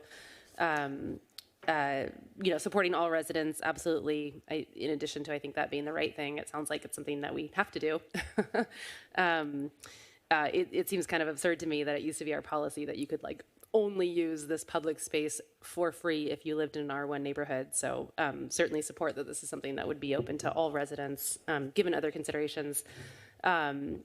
I like that you took into consideration the external impacts. I think there are some really serious issues, especially when those external impacts are late night activities or activities where people, finish the night being very loud. I like the fee structure. I think, the fact that this was sort of free, we don't let people make reservations at our parks for free often. It seems to me that the fee makes a lot of sense. $25 a year, $2 a month seems very low. So I would support a higher fee structure. At minimum, would want to make sure that the fee sort of offset the cost of the management system and other sort of enforcement requirements. I like the per driver rule for the reasons that you described. And as I mentioned, I really like the online process just to make it easy to for people to sign up for that. So thank you for your presentation. Those are my comments. Thank you. Mayor Pro Tem Mar. Thank you. So, sorry, just a... Oh, did you want to go next, Jeff? It's okay, just... Okay. He got out of the queue. After you, it's fine. He got out of the queue. Okay. Was there an additional staff report or that presentation that came with this, or did Mr. Sethuraman, was it just the 5-page staff report? There was a lot presented tonight that I hadn't seen until tonight, so that's my fault for not attending the meetings in advance, but... No, there's a staff report is the only thing. That was it? Okay. Yes. All right, just want to make sure I wasn't missing a memo. And then regarding that defined area, the zones in particular, so I'm reading that an eligible driver is defined as Costa Mesa resident with a valid license and vehicle registration in Costa Mesa and lives in that zone, correct? That is correct. Okay. And then can we go back to the slide that sort of has the two paths for the timeline moving forward? This one? Yes. So in the case of Miss Arthur living behind 17th Street, it's not a previously identified external parking impact zone, but it certainly is. So why go... And so you can't renew something that doesn't exist yet, but I just wanted to be clear that we're still the path would be the same effectively. We're just not allowing an auto renewal. Is that the difference? So in the case of the area where a permit zone does not currently exist, Correct. they would basically be subject to the regulations associated with the 51% and then the 2,000 feet or 4 blocks. So they would basically go through those iterations in that process. It's just that that program is suspended currently. And so knowing that for new permit eligibility, I think it's important to recognize moving forward in order to participate, we have the grandfathered locations, but in order for any new permit zones to be considered, you would have to meet the external parking impacts and commercial parking impact locations. So the one that Ms. Arthur described would be eligible within that rule moving forward. So just to be very clear, if you didn't live within those rules that are on the left side of the screen, and unless you lived in one of the grandfathered locations, you would not be permit eligible moving forward. So Period. that's the intent. Okay, that's helpful. That's an important clarification. And then, Mr. Sethuraman, how many, I know we've paused the program, but I know we're going to have residents that say, I just did this, right? I just went up and down my street to get a petition filed right before the sort of pause went into effect. Can you give me a sense of like how many people, how recently, when, like what was the last couple of years like in terms of petitions that were filed? Ms. Rosales, if you can answer that. I don't know if you have that data handy. Yeah, we have that information. Okay. Mayor Pro Tem Mar, prior to the enforcement being suspended, we had about 3 or 4 streets that were requesting residential permit parking. And then over the course of the last year and a half, we had about 5 additional streets requesting residential permit parking as well. Okay. Would you be in favor of sort of prioritizing folks who have felt like they've been in the queue? I'm trying to figure out how to balance that. There is this like pent up feeling with waiting 6 to 12 months to sort of figure out what our long-term process is. I feel like that's kind of the story of serving on this council generally, right? Is like we want to do everything yesterday, but there's a process to get there. So what's the most logical? Sure, I would say that any are in the queue that meet the external parking requirements or commercial parking impacts, being that they live in a commercial adjacent area, they're adjacent to a neighboring city, or meet the requirements on the left side. I would say that, you know, once the program relaunches, they being part of that process, I think should be a natural part of that eligibility because, again, they meet those prerequisite requirements. Got it. And again, they do still have to go through the steps to demonstrate it, but I think that those opportunities to leverage them. But I think the key is any of those locations that are potentially in the queue that are not within those constraints, then they would be informed that they would not be deemed eligible. Okay. Mayor Stevens, Mayor Pro Tem, I just want to point out one more thing. As we go into this phase 1 and phase 2, just want to point out that this 1 to 3 months starts once council adopts and we procure the new payment management system software. Yeah. So there is a timeline for that. It's not 3 that months needs to from be right added. now. Yeah, Yeah. exactly. Okay, important clarification, thank you. Okay, so then in the north part of my district, I have the classic case of lots and lots of multifamily butted up against single family, lots of conflict there. And, you know, obviously that, like, there's no way that's not gonna immediately, like, they're gonna want to go to a permit system, right? So they're the example of the residential parking demand is super high. They're in one of your bubbles. Like they're gonna be in line. I'm wondering though, if we're capping 3 permits per household, I just don't know if that's enough for both the multifamily side of that equation and the single family side of that equation, knowing that neighborhood. So yeah, we come back to the exact same point, right? The same square one, that like there's just not enough place for everyone to park. Right, and I mean, the other opportunity is to leverage a tiered pricing model too, where, you know, as the other council member mentioned, that fee structure being one that, you know, starts out at that first very, you know, accessible price, and then having tiered pricing that goes, you know, much higher is that opportunity, again, based on demand, that opportunity to leverage that for, again, eligible licensed drivers to be able to qualify for that, that is an opportunity that the city could absolutely consider. Okay. And then we didn't really talk about guest permits. So how would you handle those? I'm sorry if I missed it in the presentation. No, we didn't talk about guest permits. Kelly? Yeah, I can speak to that. So with the guest permits, you kind of have there's multiple ways you can manage guest permits. And one of the factors that we wanted to consider is based off of what permit management system you select. You want to select a guest permit structure that works best for that and makes it most easy for residents. So one way you could manage your guest permits is by single day guest permits, as Councilmember Reynolds mentioned, or you could also do annual guest permits where you have one permit for that household that they can then transfer based on whoever's visiting that day. So there's multiple ways you can manage your guest permits. And in some cases, communities determine a total number of permits that you're eligible for the year, for the quarter. There's all sorts of different parameters and opportunities of how you can basically incorporate that as well. So, Okay. And then how have you seen the low income definition? Is that AMI or how, like, you're already asking people for their license and registration. I'm just wondering, like, how much we're asking for.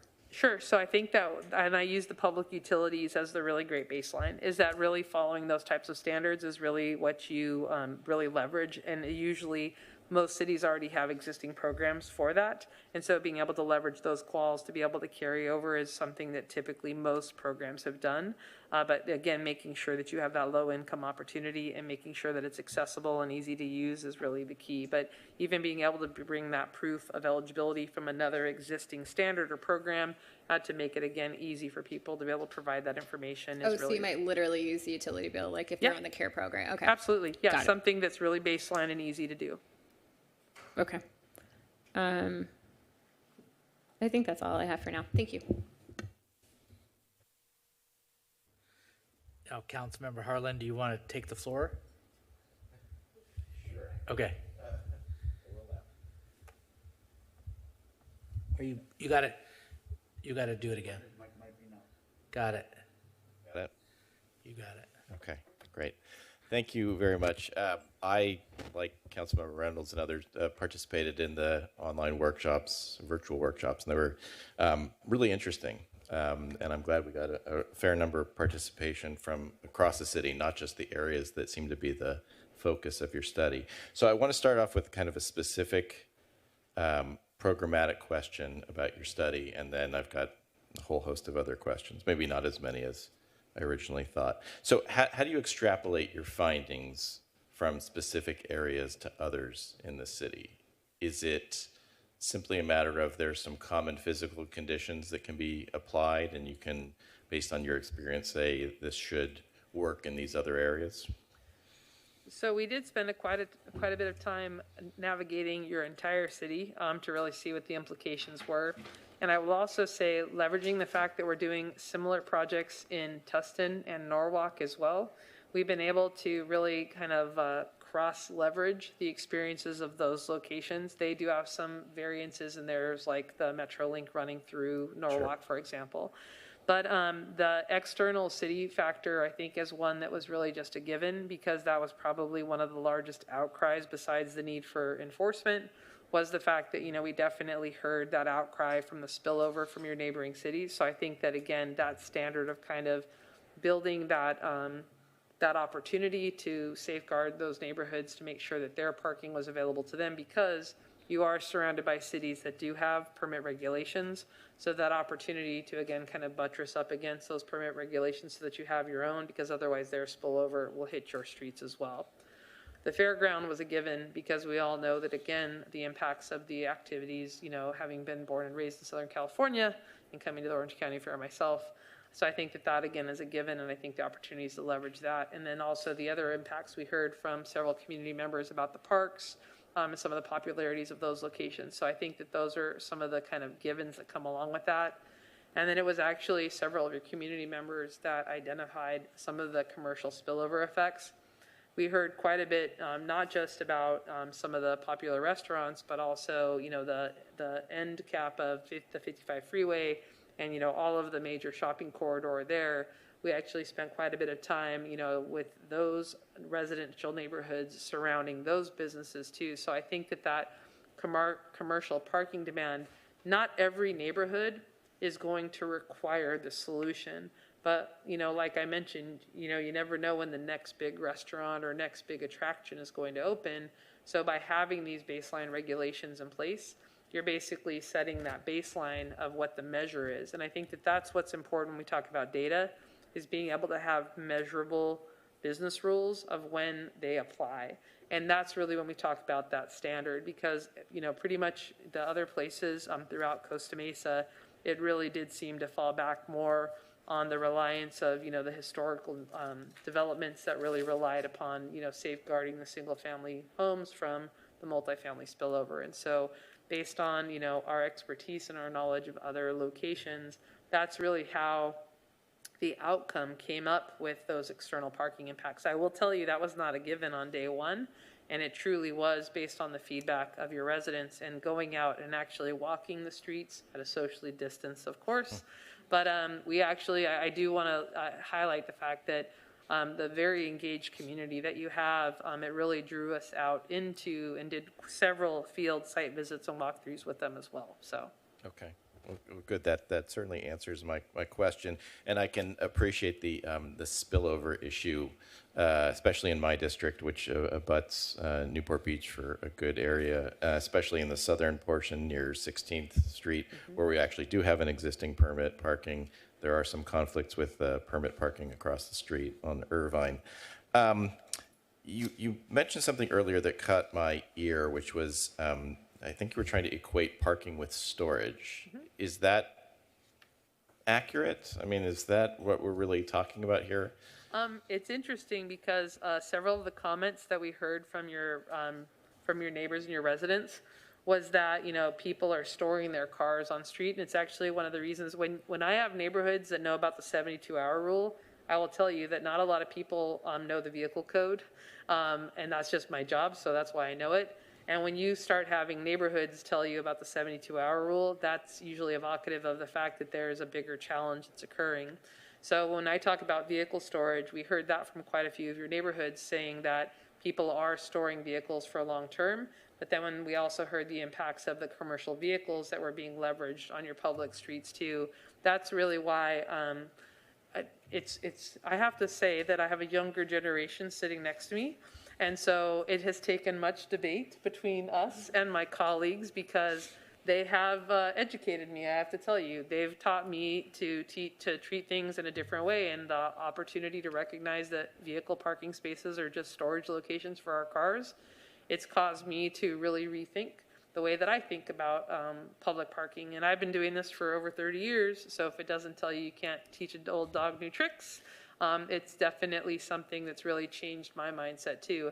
And it actually was Kelly that brought forward the driver's license approach and how it's been utilized in other jurisdictions. And she had to convince me. I will tell you, we argued about it quite extensively, but as we vetted through it and we talked to the municipalities that leverage those programs, it really does make sense, because when we start to talk about vehicle storage places and also the fact that I can only drive one car at a time, changes the conversation. So does a residential permit parking program then provide the permittee basically unlimited storage on the street, or are we trying to bracket that in some way? Great question. So the vehicles are still subject to the rules as posted, including the vehicle code. So I can't just put my car up on blocks or any of those kind of things. Right. I can't just put a car cover over my car and leave it there. You're still subject to not only the vehicle code, but also the street sweeping regulations and any other posted regulations. So I think that that's something that's important. You still can't block a driveway. You can't block or impede access. You can't park across a disabled, ramp, any of those factors. So the rules do still apply. It just basically gives you an opportunity to park in that designated zone or area in your neighborhood. Okay. I wanted to ask for some clarification. I know the mayor was getting into the weeds on the 2,000 foot. So is that 2,000 linear feet, or could that be a 1,000 foot segment on one street and 1,000 foot on the adjacent street? That would be the understanding, is that the adjacent streets and how it would basically carry over. My hope would be that people aren't getting out with the ruler and having to roll the tape for that particular measure necessarily, because ideally, when you talk about zones, management, and understanding of the rules, you typically want a concurrent block face to have the same rule. And I think that the agencies that have gotten themselves into trouble are those that have had like 2 houses that have their own rule versus the rest of the block face. And I have seen that in communities on the East Coast, and it is a difficult road to hold, so. So in my district, the east side is a very nice established grid pattern. However, as you know, we do have some very long blocks, actually that run both directions. And unfortunately for people who are closest to the intersection, I think that's where we see most of the impacts. Ms. Arthur was alluding to what happens on 17th Street. If you are close to one of those intersecting streets, Santa Ana or Orange, Tustin, and there's commercial nearby, usually the people at the corners bear the brunt of those impacts. Does that factor at all into the length requirement here?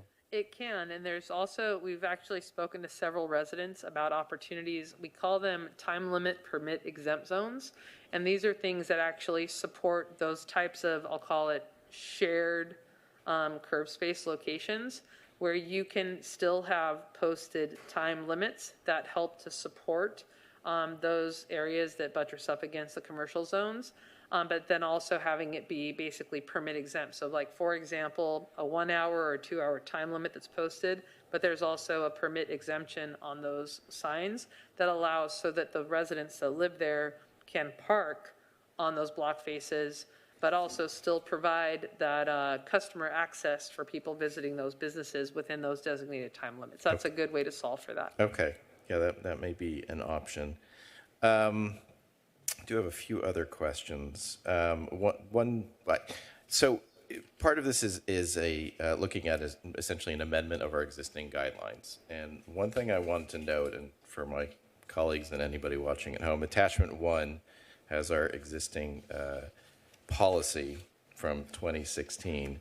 And what I found interesting was that it's very clear that residential permit parking is not intended to be a first option. In fact, it says the 2 conditions that it's appropriate in areas where, quote, 1, other parking control measures have been considered and failed, and then secondly, a true need has been documented. So I'm curious, either from you or even from staff, what are some of the other parking controls that should be considered first? And are we, I guess for my colleagues, are we thinking of just doing away with that as a prerequisite?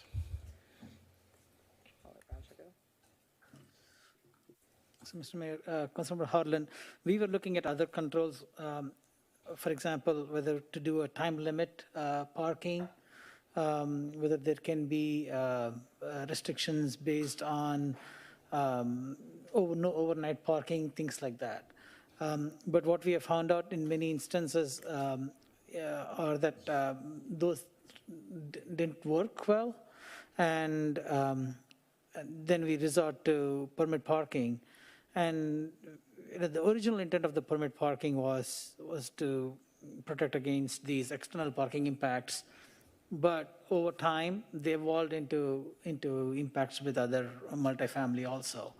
And at times we're trying to provide excess supply to counter the loss of parking, but many times we were not able to come up with additional parking supply for the multifamily. So it's considering different options, but at the end, this was the only option that was available to address the request. So, Mr. Sethuraman, is it staff's recommendation, though, that we maintain that condition prior to allowing applicants for residential permit parking, that we at least try some other parking control measures? Councilor Harlan, I think if we are going with the new guideline, which is we are limiting only to external parking impacts, which are mainly commercial or other neighboring cities, and if you limit to those, then we are limiting where we can do permit parking. So I think it'll kind of solve on its own the issue of expanding this permit parking beyond what it's intended. Okay. So it for again, the only options that are available are to go with time limit parking. Okay. You mentioned something about external factors. So my guess is that this is the problem that we're experiencing, which is largely resolving a conflict between commercial and residential land uses, is a function of both external factors. So, employees at a restaurant that are parking in a residential neighborhood, and then some internal factors, which may be just as Councilmember Reynolds pointed out, people just not using their garages. So is there a way to evaluate both of those factors? I think that that's where the occupancy studies come into play. Having done many occupancy studies, and again, leveraging the license plate recognition technology, the fact that we can leverage that analytics to demonstrate repeat license plates parking in the same location, you can usually demonstrate that that's a trend that usually is employees, for example. That's a really commonplace one. And so that's the reason why when we talk about, evaluating the data, it's really where you can start to make those analytical decisions based on those impacts. And so that's where you really can start to have those results really speak to what the solution should be. So for a neighborhood or block that applies, and let's just say hypothetically, most people park in their garage, does that reduce the occupancy demand? So again, a lot of it, there's obviously so many extenuating factors, but let's just say our neighborhood gets together and we want to apply for a parking permit program. What's interesting is, why would I sign the permit petition if I park in my garage or park in my driveway? I think that my driver or fact would be if I'm not finding parking occupancy on my street, that's what would cause me as a resident to sign that petition to participate, because I'm also going to have to pay for a parking permit if the program is authorized or approved. So there, for me as a resident to participate, there would have to be some driving factor to get me to participate. So if I already am parking in my garage or parking in my driveway, it really wouldn't be advantageous for me to have a parking permit program unless there was some other impact or some other extenuating factor. So that's the fact, you've got to look at kind of those factors of what again, quality of life aspects of your residents, and those decisions come up to the residents of what decisions they would make. I'm just raising what I think maybe I'm the only one who has this concern, but that by not using your garage, you're basically creating a self-imposed hardship. And that could factor into what the ultimate calculation will be relative to an applicant. I think I only have one or two other questions, so I'll try and make it quick. Actually, this is kind of how I want to end. I'm just curious, based on your experience, how do you measure the success of a residential permit parking program? One of the biggest measures is occupancy and availability, and then also community satisfaction. The fact that you all understand and hear about parking probably very frequently. When your phone stops ringing about parking complaints, honestly, that's one of, I say that in all seriousness, having done this for a very long time. When city staff and council stop hearing parking as being, one of the top priorities or top concerns, that's honestly one of the most evident measures of success. And there's one other thing I wanted to address on your previous question. One of the factors of me participating in that program, you also have to think about the question about guest passes. There's a level of inconvenience to me as a resident in a permit program, the fact that I have to coordinate with my guests to come over to my house, et cetera, et cetera. So there's a lot of factors that go into that when you think about that quality of life choice to have those programs. And that's why I think these external factors are such an important measure, because those are things that are, again, impacting those neighborhoods. And that's why we're suggesting that that's really where we have these rules be applicable. The folks that chose to live there, I get it, or other things have bubbled up. But there is an impact when you have a permit zone too. The fact that I have to manage, if I'm going to have a party this weekend or if I'm going to have friends over, there's a lot of factors that tie into that. But getting into that measure of success, I do think it comes down to that community standard. You all are hearing a lot about parking and a lot of concerns about parking, and you'll start to see that ebb down. And the part that I think is great about that is you'll start to hear other concerns and other priorities that come out of the community. So I think that that's honestly one of the most natural measures that you could use. All right, I lied. I had one last question, which is, in your experience, are there ever instances where a residential permit parking program is instituted but then rescinded because it no longer meets the original qualifications? There have been programs rescinded because the program basically kind of just, like flittered away. You'll have programs that will just always be a mainstay. For example, when you're around a commuter train station or you're around a major university. Like those are the types of programs that are long lasting and typically don't go away. But also the footprint of our vehicle ownership, there's a lot of speculation on what's going to happen in the next 5, 10, 20 years. And so I think that a lot of that too is going to start to impact our curbside and start to evolve potentially what those programs are going to be. But I have seen programs go away, and especially as you start to create sustainable solutions where people, the convenience of having a free parking permit program, sure, why wouldn't I want it, right? But when you start to add the cost of the value of the program, it starts to change people's opinions of it as well. So I think that that's kind of the natural evolution of when you have to pay for something that you got for free before, that could also just naturally transition the evolution of the program as well. Okay, great. Thank you very much. I appreciate it. Okay, next up is Councilmember Chavez. Thank you, Mr. Mayor. Thank you for the presentation, and thank you, staff, for bringing this forth. I know it's one of the key issues I brought up early on in my council tenure, and it feels good to see it finally being brought up and being discussed. I think my peers have asked a lot of great questions and a lot of great feedback. I just have one thing that's really on my mind right now. As you can tell with the maps, a big part of the north part of my district has a permit system already. That's obviously impacted residents nearby. Primarily those being impacted are those that are renters, and those that have the permit system are homeowners. That being said, I am weary of removing something people are already accustomed to. So could we just elaborate for those who are perhaps watching from home with fear, what will that process look like as we transition out to the new system? Sure. So I think that got to turn the button on. So I think that it's important when you talk about, again, if it's one of the locations that doesn't have those external factors. So in this particular location, the ones that are in the mauve kind of pinkish color. So what would happen is that the opportunity to have them grandfathered is something that I think is, again, that opportunity for that compromise for exactly your concern. It's something that they've always had before.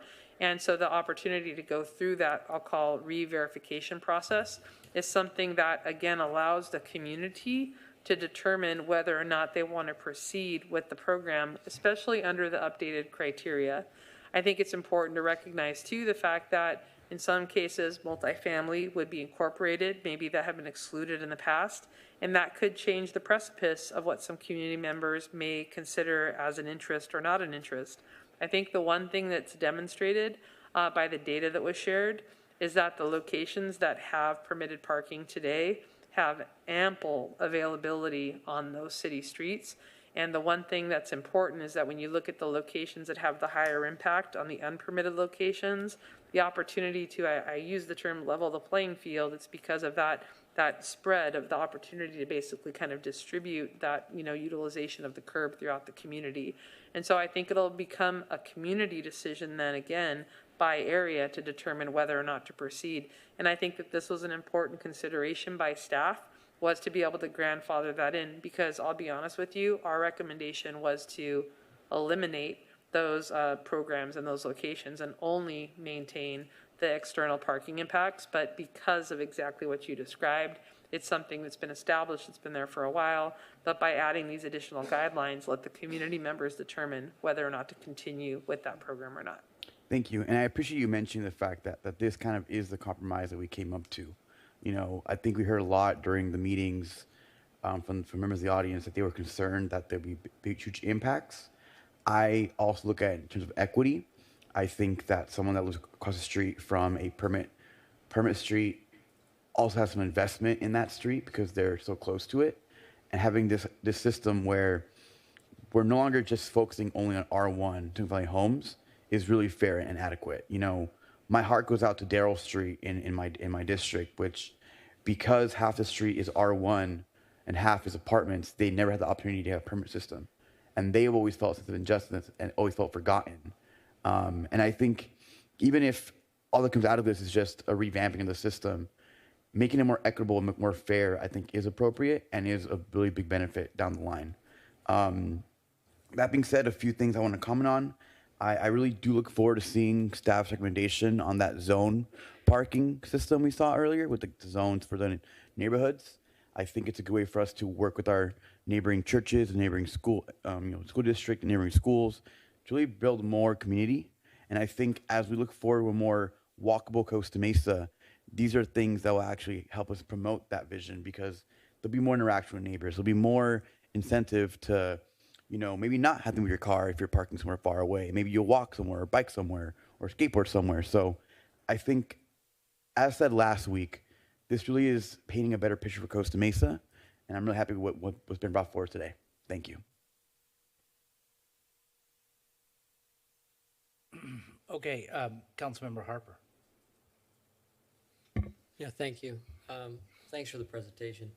Can you give me a breakdown, and it might be based on our data, maybe typical data, but what's the breakdown on the cars that we're trying to push out?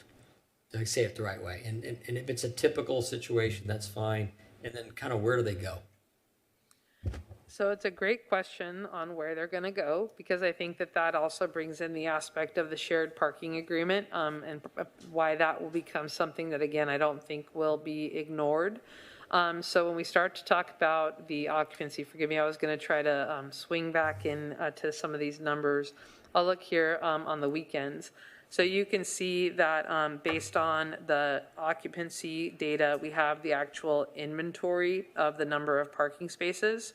So when you talk about the different times of day, even just there, and I'm eyeballing this, but about 450, I think, is about the average of the number of cars that are on permitted streets today.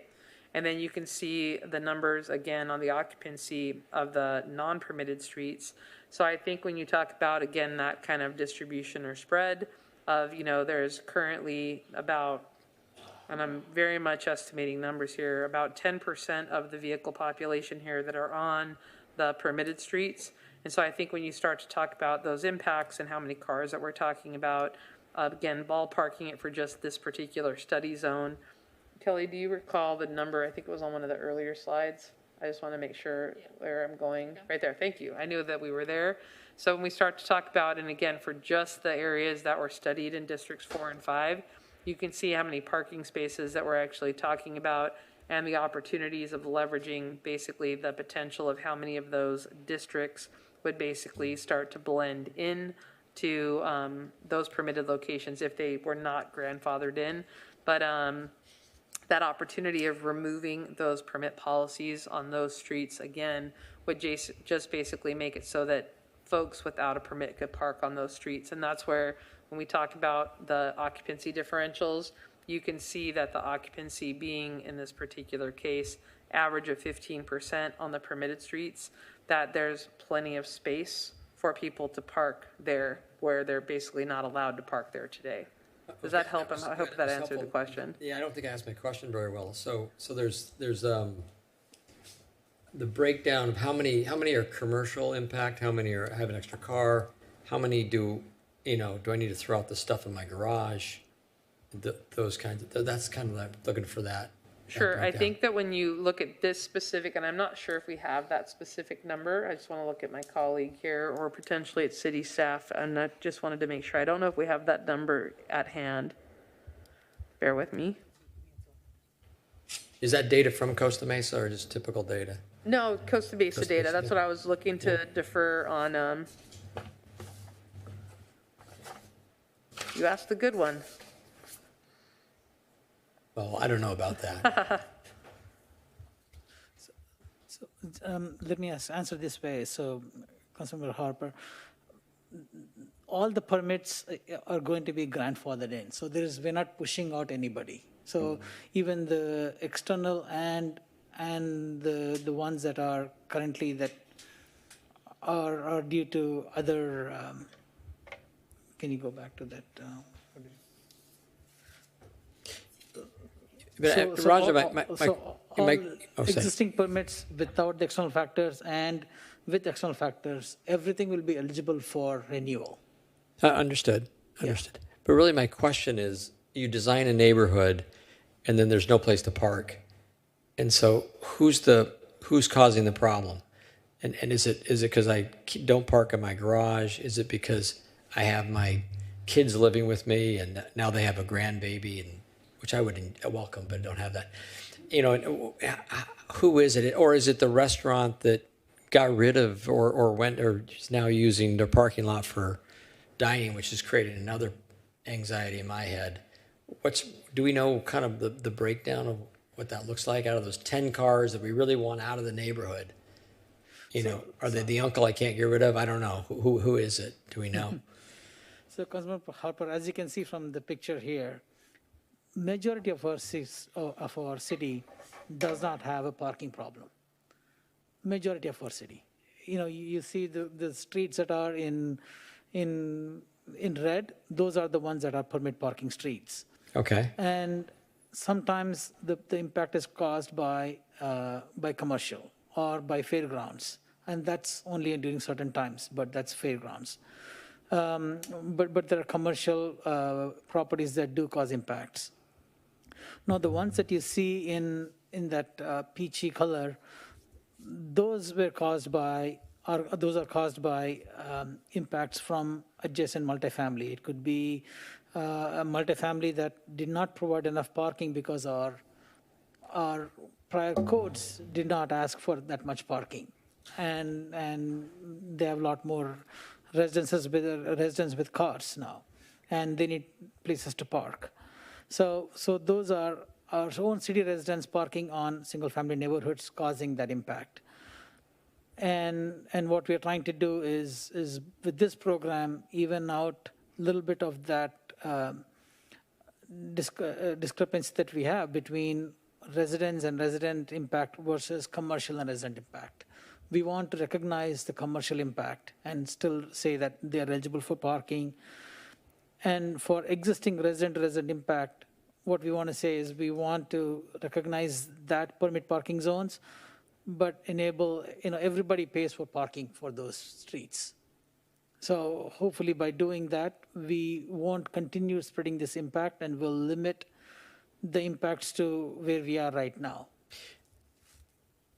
I don't think out of the 10 cars are 2 because I don't park in my garage, or 3 because of the restaurant next door, or are the other 5 or whatever the number is because I don't have extra cars. I don't know if it's a dumb question or not, but I kind of want to know where they go. Sure. And does it really solve a problem? Because if you don't do it citywide, it seems like, which you brought up, and Sure. I'm aware of that. So I think it's important to highlight too that today you have a 3 permit cap for those that are eligible. So when Right. you talk about the fact that we already have somewhat of a cap on what folks can leverage, and during the community meetings, we actually talked quite a bit about just kind of the housing profile shift and the fact that we do have multi-generations living in the same households. Right. And that, when Costa Mesa was built, what the houses were built for and the driveways were built for compared to like what it's potentially being used for now. So we had very candid conversations about the evolution. And in fact, we have some longer term residents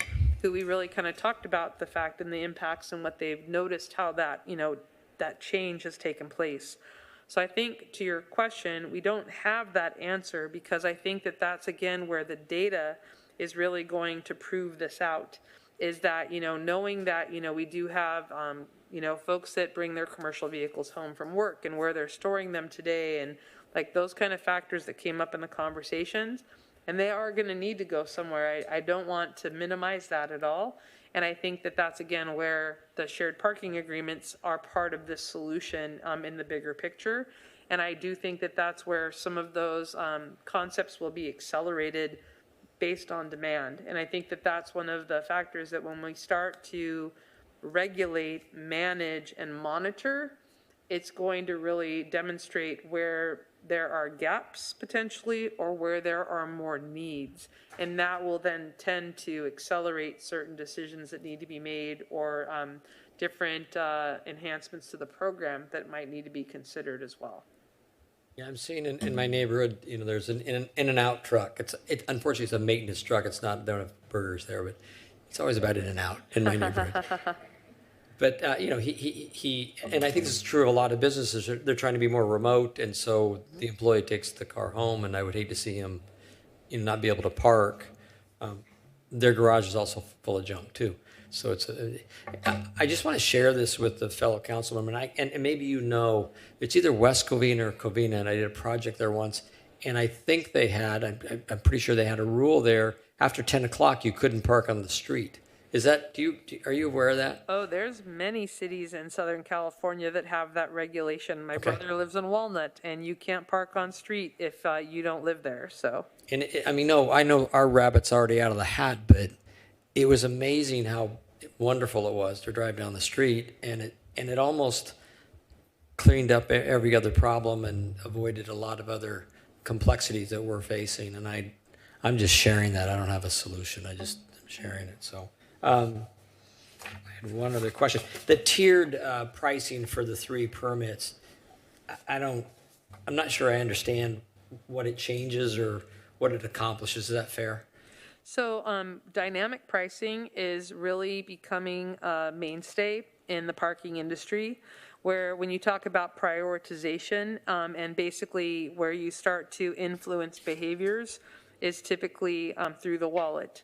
And you'll see this through a lot of on and off street parking solutions and technology opportunities that are out there, that you typically make, that first opportunity or access affordable and accessible, and then you accelerate the rate models to basically encourage people to find opportunities or options like clearing out their garage or leveraging their parking driveway as well. I see. So it isn't enough to really do anything at this juncture. And then if you're low income, all the fees are going to be waived, correct? That's the suggestion, and I will tell you that, like I said, it's a starting point. And the fact that you also are going from free or $0 and to be able to have a starting point. And again, it is intended to be a cost sustainable program. So in terms of the solutioning, we weren't looking to necessarily make money off of the program. It was intended to pay for the program itself. So that is something that would have to be evaluated and considered. And when also you look at the comparable cities, you want to make sure that you're kind of keeping your rates comparable to those and ensuring that the program and all of the amenities that come with the program paid for. Okay. And I'm assuming ADUs are residents. Is that they're considered resident? ADUs are considered residents, yes. Okay. Last question. Vehicle registration isn't always your current resident, right? That's correct. And how do you get around that? Or I know that's a detailed question. Sure. Well, no, it's a great question. So I will tell you that what's been, and I'll use Seal Beach as the example, having supported that program the last several years. So I would say about 80% of the permit participants, their registration matches the address, and that just is a really easy peasy one-stop shop. You press a button, your permit's basically enabled. It makes it really efficient. For those people that don't have that matching address, there's just maybe 2 extra steps that you have to go through by providing a copy of a lease or a utility bill, and you basically can do all of that online, and again, really easy to use. It just, rather than having your permit approved in less than a minute, it might take 5 minutes because you have to upload or do some verification processes. But the systems are very much automated and optimized to make sure that it's easy for your residents to navigate. Okay, thank you. That's all. Thank you very much.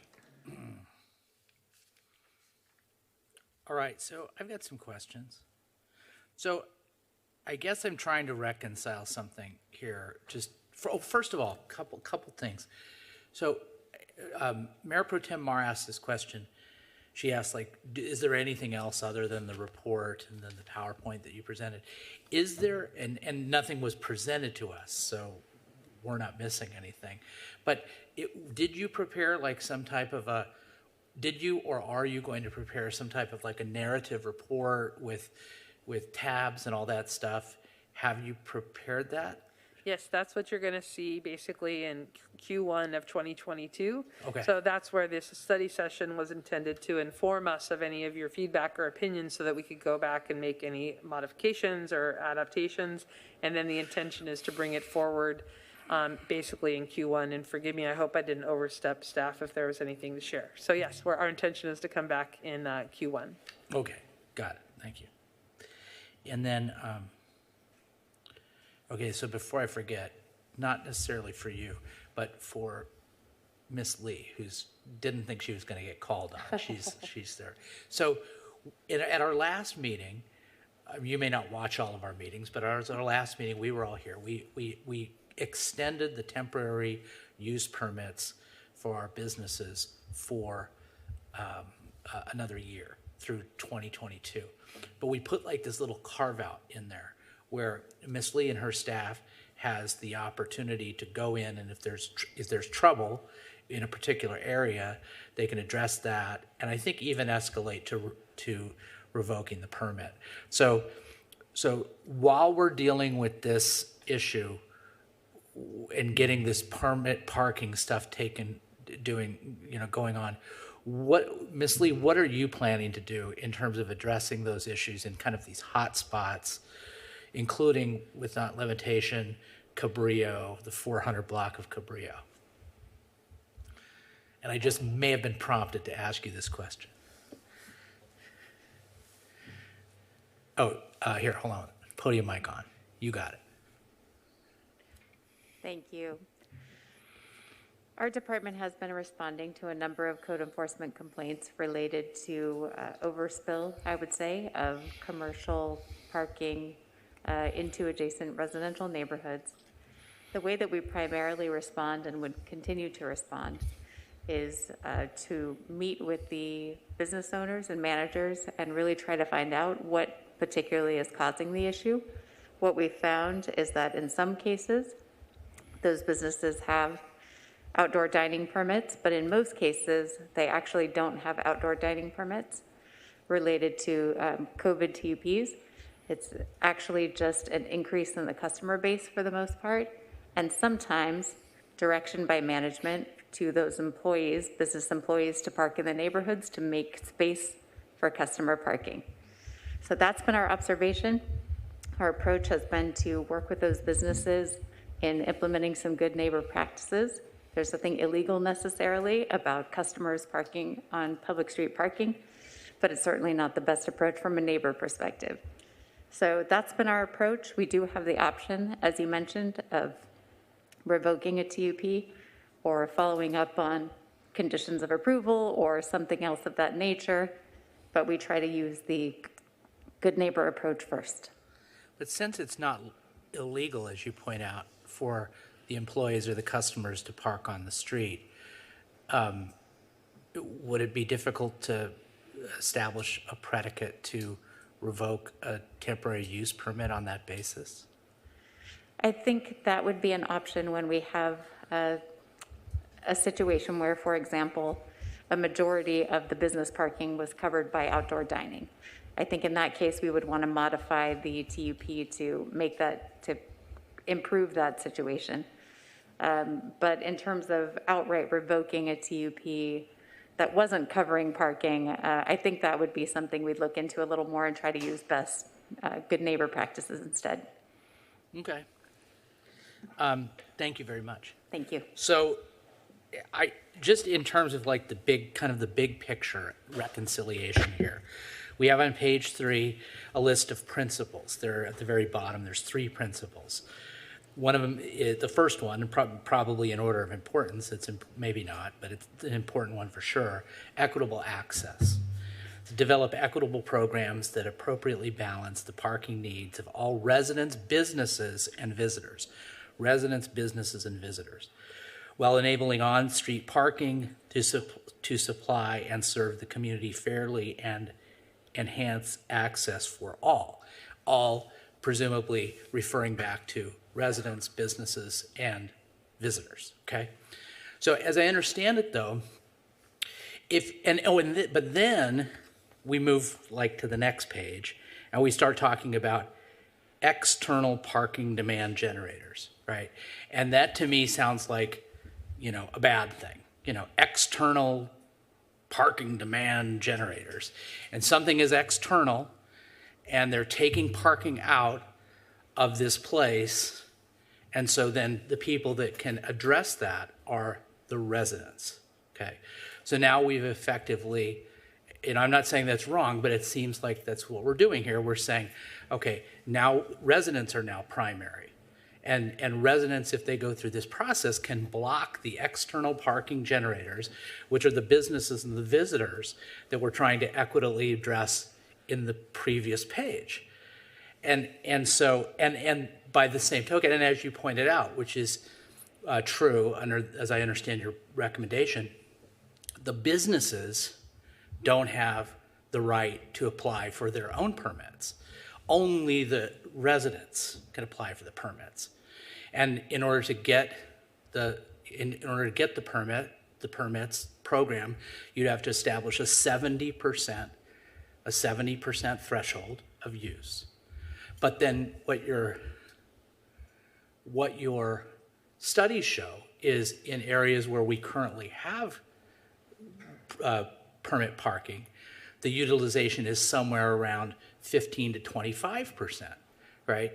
So and I don't know how to reconcile it, but it just seems a little bit strange that on one page we're saying the businesses and visitors are constituents and we're trying to be equitable to them. On the next page, we're saying they're external threats. And then we're saying if we implement this, there will be this vast amount of underutilization of parking, all while the local businesses who we're trying to be equitable to are going to have to suck it up and figure out some place for their employees and guests, their patrons to park, So reconcile that for me. It just seems like, my head is exploding. Why? It just seems like built into this whole discussion is a sense of kind of like, it's completely contradictory and I can't reconcile it. So that's why they pay you the big bucks. So welcome to my daily life, because this is absolutely the challenge. But I really have to echo what Ms. Lee said about the good neighbor policy. I think that this is something that I will say that we've had this conversation with many of your residents, and we've talked about the importance, and especially, with the temporary use permits and finding that balance. And the one thing I have to tell you is that you can't make these decisions in a silo. I think that's really important because of the fact, like you said, from an equitability aspect. And using the example from earlier about those commercial impacts, in some cases, creating the time limits that you heard Raja mention earlier, where you can have time limit permit exempt parking, like that's a very good compromise for a location like a Cabrillo, for example, where you do have that spillover effect potentially. And I know that that's maybe not something the residents want to hear, but having it where there's time limits posted that are permit exempt, that could be that compromise that meets that particular need. But the other part why I mentioned silos is we can't overlook the importance of those businesses and where those employees are supposed to park. And so I think it's really important when we talk about things like temporary use permits, or when we start to talk about the impacts of some of these, up and coming restaurants or stores, where are the employees supposed to park? Mm-hmm. And so, we're here obviously talking about residential parking permit programs today, but I have to tell you, only because I deal with employee parking permit programs almost on a daily basis, that's a really important concept. And even it's interesting how many times giving the toolkit to your residents of saying, hey, when you go and talk to these business owners, I would encourage it and maybe offer these suggestions like the nearby grocery store that has a larger parking lot, the opportunity to use, some of that parking and having business to business type of relationships And in some cases, the city does need to broker those conversations, because I know oftentimes the city has to come in and kind of moderate or mediate some of those good neighbor practices. It'd be great if we all got along, but the fact is that oftentimes city staff does have to step in and help broker that. And so I think that when we talk about that equitability and accessibility, we want the business owners, the employees, and the residents to all, be able to look at that from an equitable standpoint. And that's why when, I like to say there's no one-size-fits-all answer. That's why when you look at those opportunities for where you can find that balance, because in some cases, there are no other options. And so when you look at some of those abilities to bring those compromises, that's really where you find those opportunities. And one of the biggest ones is time limits, permit exempt, and then looking at places where there are some communities, and I'm not suggesting this here on phase one, that have leveraged employee parking permits in residential neighborhoods. And that's something, though, it's been a program that's been established and baselined and started to really kind of head down that pathway through management and moderation and monitoring, that they've been able to identify the opportunity to actually incorporate employee parking into some neighborhoods. I'm not suggesting that here on phase one, but through managed programs, you can start to find those opportunities. And so that's where, that part of me saying that parking is kind of an evolving, living process, those are the adaptations that you'll see that will take place over time. And I think it's important to recognize when we talk about external factors, I appreciate the term threats, and I appreciate that concept, but in the terms of equitability, we again want to make sure that all of the needs for the community are served, and our businesses have just as much of a role in this, and the employees that work there, as do our residents and their visitors too, so. Right. Yeah, because external is kind of like, external to what? We're all in the 17 square miles. Right.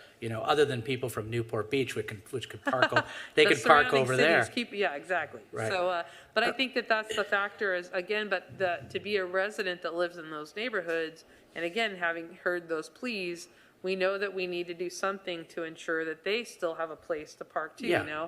I live in a place where it's very comfortable that, I always have that space in front of my house, but I also live near a major airport, and when Uber and Lyft were so popular, I would watch people park their cars in front of my house, and they'd be gone for 3 weeks, and, I would never be able to park in front of my house, basically, for almost months at a time, and that was something that, what am I going to do to change that rule?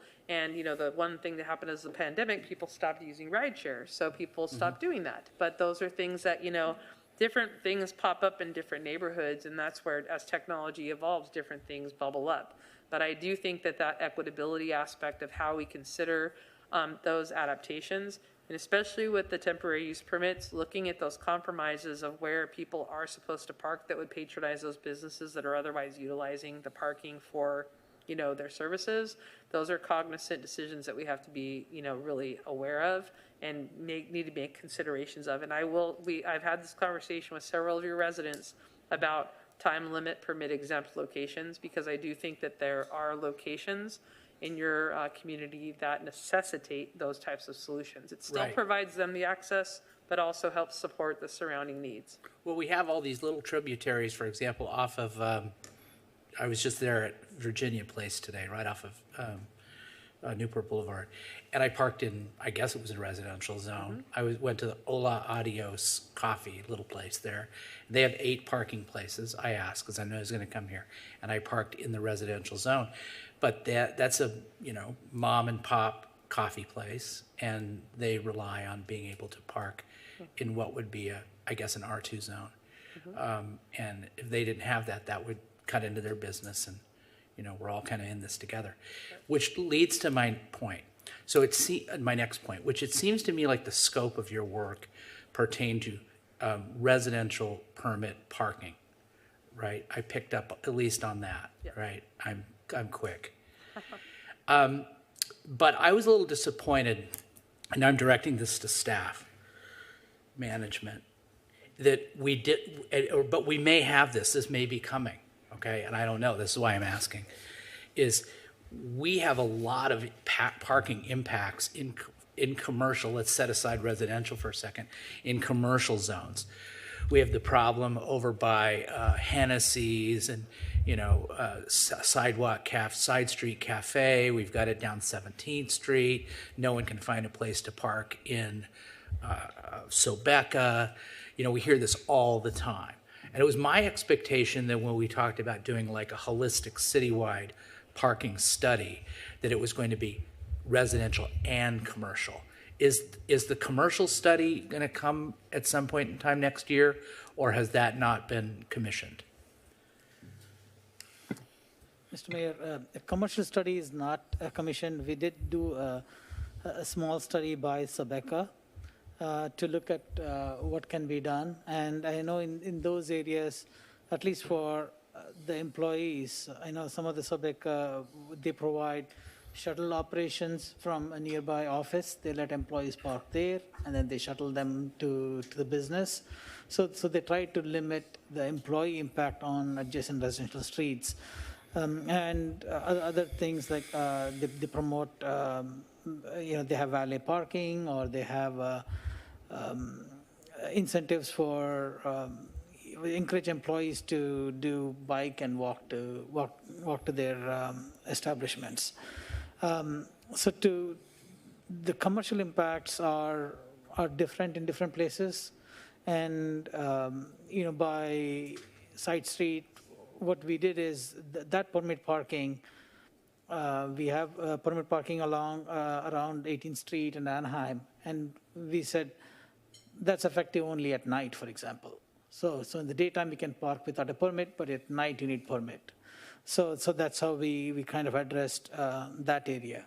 So depending on the location, we can come up with modified permit guidelines to accommodate businesses as well as the residents' needs. Well, but like that place that, we were trying to get the Italian restaurant in a couple, down there where the hub was. Yeah. That place is going to be vacant forever unless we address their parking issue. They will be vacant forever. And none of those places park. And so I happen to be one other thing, and I'll say, and then I'll just, this is my last thing, and then I'll call on Lauren, is so I was in San Clemente. I had breakfast in San Clemente on Sunday. I was all over Orange County. So if you drive through San Clemente, that'll say parking, public parking this way. There's no structures or anything, but you can park in city parking lots. Of course, we know that that's true at Huntington Beach. Santa Ana has a structure, it's very cheap. Then I went to Brea, to the Improv. They've got a huge parking structure there, right by the Improv in downtown Brea, free of charge. Seems to me like we're the only city, and of course we're a world-class city that doesn't have like public parking assets. So are we anywhere with that? Mr. Mayor, we have two parking lots that are public parking, both in adjacent to Newport Boulevard. One by Broadway on the east side of Newport, and the other is on the west side of Newport by the substation. So we have two parking areas. We call it parking districts, and it's free parking for those commercial areas. Okay. And they're heavily used. They are. That's why. Do you think we need more? There is, of course, a need for more parking, but we also want to encourage more active transportation use also. So we are looking into different options for Newport. We are even looking into Caltrans landscape area to see if that can be reconfigured to parking. So we are looking into some options on Newport area, but there is a need for some enhancements. City Manager. Thank you, Mayor. Thank you, Raja, for that. I think from the beginning, it was our understanding, and I think we've had a few conversations on this, that this study would have an element of a citywide review from a residential standpoint, but was definitely always discussed about being primarily for districts 4 and 5. And so, from a staff standpoint, what we're bringing to you is consistent with what we've talked about. On the commercial side, we know that there's an extensive need. It's one of the first things that you spoke to me about, especially when I came on. I think that's a longstanding issue and challenge, and I'm sure that at some point, we'll be delving into that. But on the residential permit parking side, we definitely wanted to address the current program, the inequities that have been mentioned many times on the floor between the multifamily and the residential. I remember very early on, even touring districts 4 and 5 on permit streets and seeing how, barely any cars on the streets, and also into the evening. And so, we're hoping to make that more equitable so that some of the commercial impacts aren't so exaggerated, right? Because right now we do have that exacerbation of the commercial impacts in the residential areas because of the residential permit parking program in some instances, the ones where we could see that there's very little occupancy, 15% occupancy. There's still so many spaces available. So, our focus was intended to be on this first, definitely implementing the parking management software, because that's going to give us a ton of information. Working on, of course, active transportation is another element.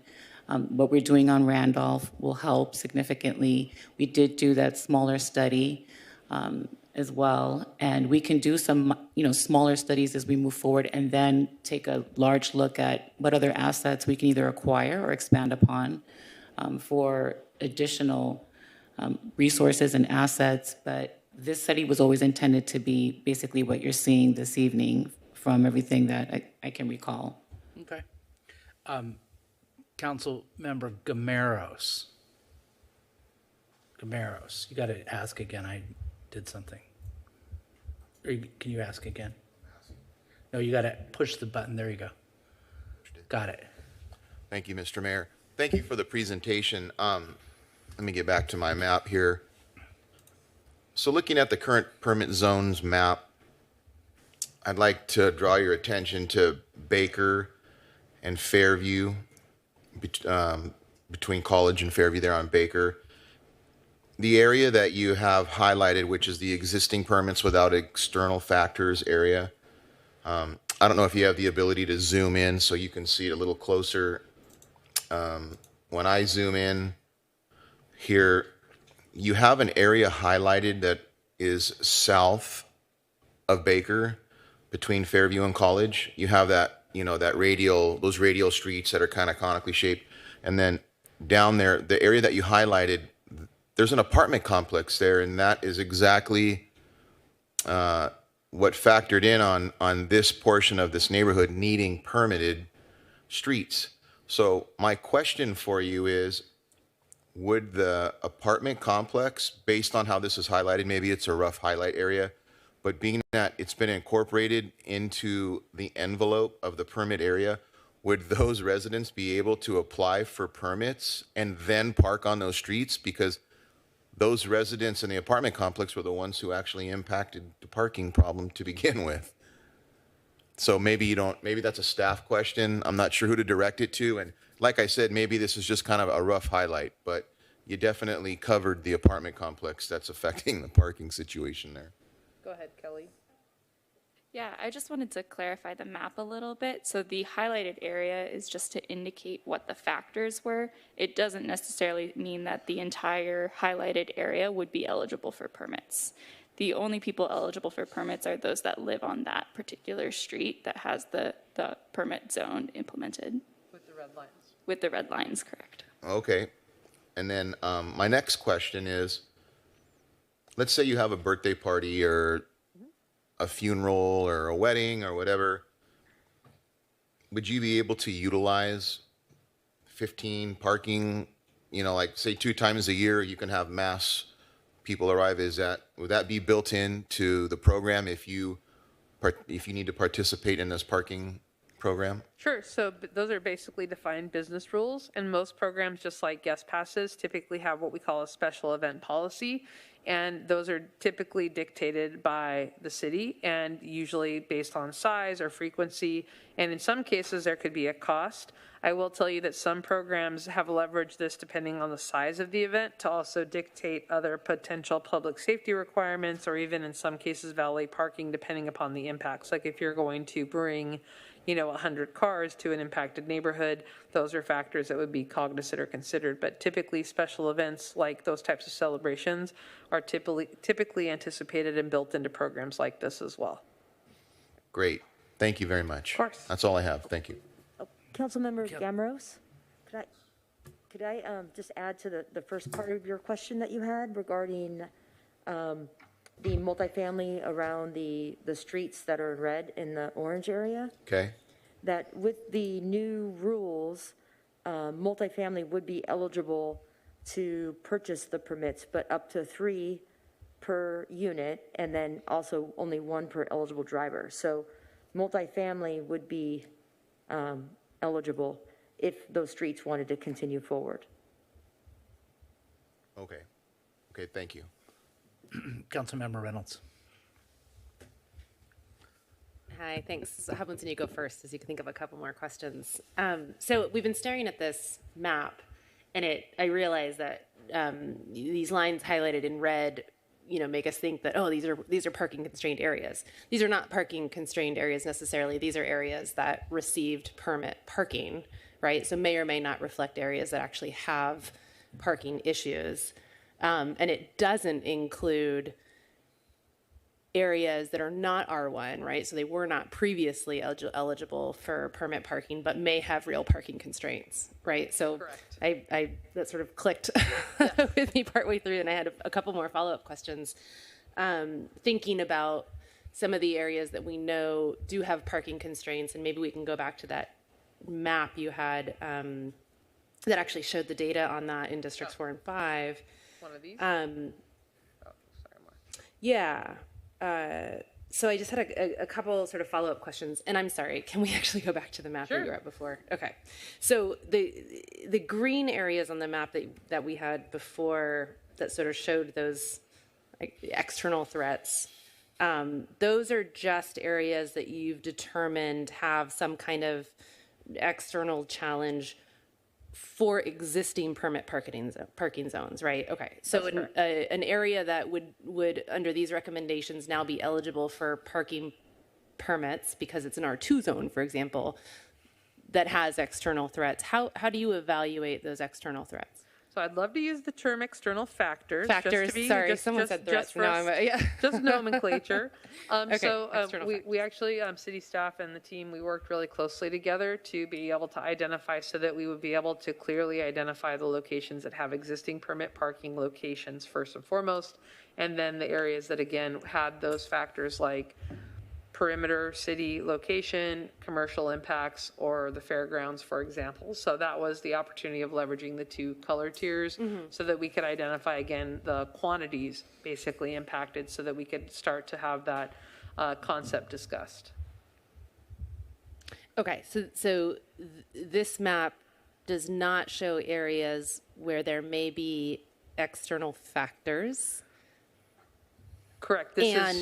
Creating true parking constraint issues in neighborhoods. Okay. That's correct. And I think that based on some of the questions that came up earlier, that opportunity, like for folks that are potentially in the queue, if they fell within those external factors, allowing them, like once authorized or again approved for this program to move forward, they would be able to be eligible to be considered if they met those criteria. Got it. Okay. And so I'm thinking about those areas where we do get the calls for complaints, right? Where I do think there are, I assume the data would show that there are occupancy or vacancy issues. Where those are, so just to speak in specifics off of like Harbor and Bay, for example, that's an area where I think a lot of the constraints are commercial impacts. We know some of the commercial businesses do use streets for storage of cars. And so a residential permit parking process in the area could solve those constraints, right? Correct. But then if we go to, now if we can go to that map where you had the data that showed those like 2 blocks that had really, really high constraint issues, those aren't showing up on kind of the map we were just looking at because those were areas that were not previously eligible, I think, for permit parking, right? Potentially, and this was also only the areas where data was collected as well. So just being that extract of the 2 districts that we studied, the data, absolutely. But yes. Right. So I think, and Councilmember Chavez can chime in because he knows this area very well. I think most of this is in District 4, but these are, areas where I think there are true constraints probably related to just like volume of cars and not enough space, right? So how does the permit parking recommendation, RPP, solve the red lines on this map?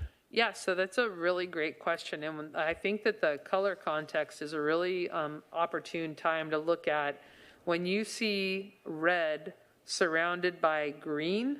I think that that's really where you start to leverage, or when you see red surrounded by green Rs, that's also another great indication of parking availability, meaning that you're compressing all of those vehicles to parking on non-permit eligible streets. And that's when you start to basically open up the parking resources and being able to also leverage that parking availability as well. So I think that that's one of the things when you start to see the green Rs potentially surrounded by red or orange, that's demonstrative of those numbers that we saw earlier, where the green Rs are the occupancy averages being about 15% in some cases. And then those red impacts, that's where you start to, by removing those green Rs, you now start to basically balance out the scales of parking distribution on those streets. Okay, so there's not a lot of green Rs nearby these red lines. Right. Right. But what I understand is you're saying that removing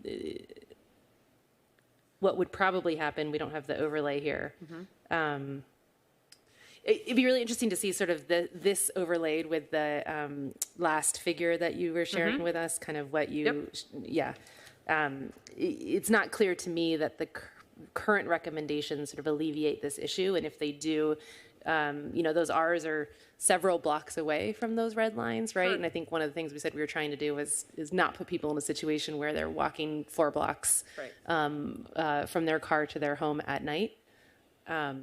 So, yeah, I guess I'm sort of leaving with an unanswered, unresolved question. Well, I think we can leverage. How does this situation get solved? Sure, when we come back, we can definitely leverage the overlays so that way we can definitely start to demonstrate those opportunities as well. So the one thing I think that's important to highlight too, in some cases where you have the red, it's when you start to do the drill down, it's how many parking spaces are actually also eligible on those streets. For example, some of these streets where you see red, it also had to do with the number of parking spaces that were actually viable spaces on street. So I think that that's also some of the details when we start to get into the granularity. So when we come back and report out next time, we'll talk a little bit more about that, meaning that in some cases there's a street where there's only 2 eligible parking spaces on that block face. And so those 2 parking spaces were some of the most coveted on that block face, for example. So that's why you would always see it being red, because there were so few parking spaces eligible. And I'm not saying that that's consistently the rule across the board, but we can definitely provide a little bit more granularity. And when you get that full-blown report, you actually will have the drill down by block face, by time of day, with what the occupancy was too, so that you'll actually have that granularity in the full-blown report as well. Okay, I appreciate that. Thank you. No problem. That was my last question. So it looks like we're going, oh, I'm sorry, were you finished? I'm sorry. I just want to respond to her question. Yeah, go ahead. We'll take you out of order then. But you were done, Councilmember Reynolds? Yes. Okay, good. Okay, Councilmember Chavez. And again, great questions by Councilmember Reynolds. I just want to briefly comment. Might be colloquial knowledge for me, but people really are walking that far. People that, like, example, like I'll give is like people south of 19th Street are going up to behind the DMV, which is why it's more impacted down there than other parts of that little area. People are choosing to park on Darrell Street from Victoria, south of Victoria, because Victoria is a big artillery street that they can't park on. So they're having to cross Victoria and cross Wilson Street to park over there. Yes, I agree with that. I just understood. I may have misunderstood your question. Sorry, go ahead. You guys can talk to each other. Yeah, I may have misunderstood your question, but I think we're on the same page then. Like people are having to walk extraordinary distances to park, and that actually makes me more nervous because someone that's doing that is doing so probably later in the evening, and that causes other issues. So yeah. Okay. Councilmember Ganameros, do you still want to speak? It was blinking, just shut off. Okay, are we good? Any parting shots? No? We're good? Everybody's good? Everybody on council's good? City manager's good? City manager? Okay. Thank you, everyone. We're adjourned.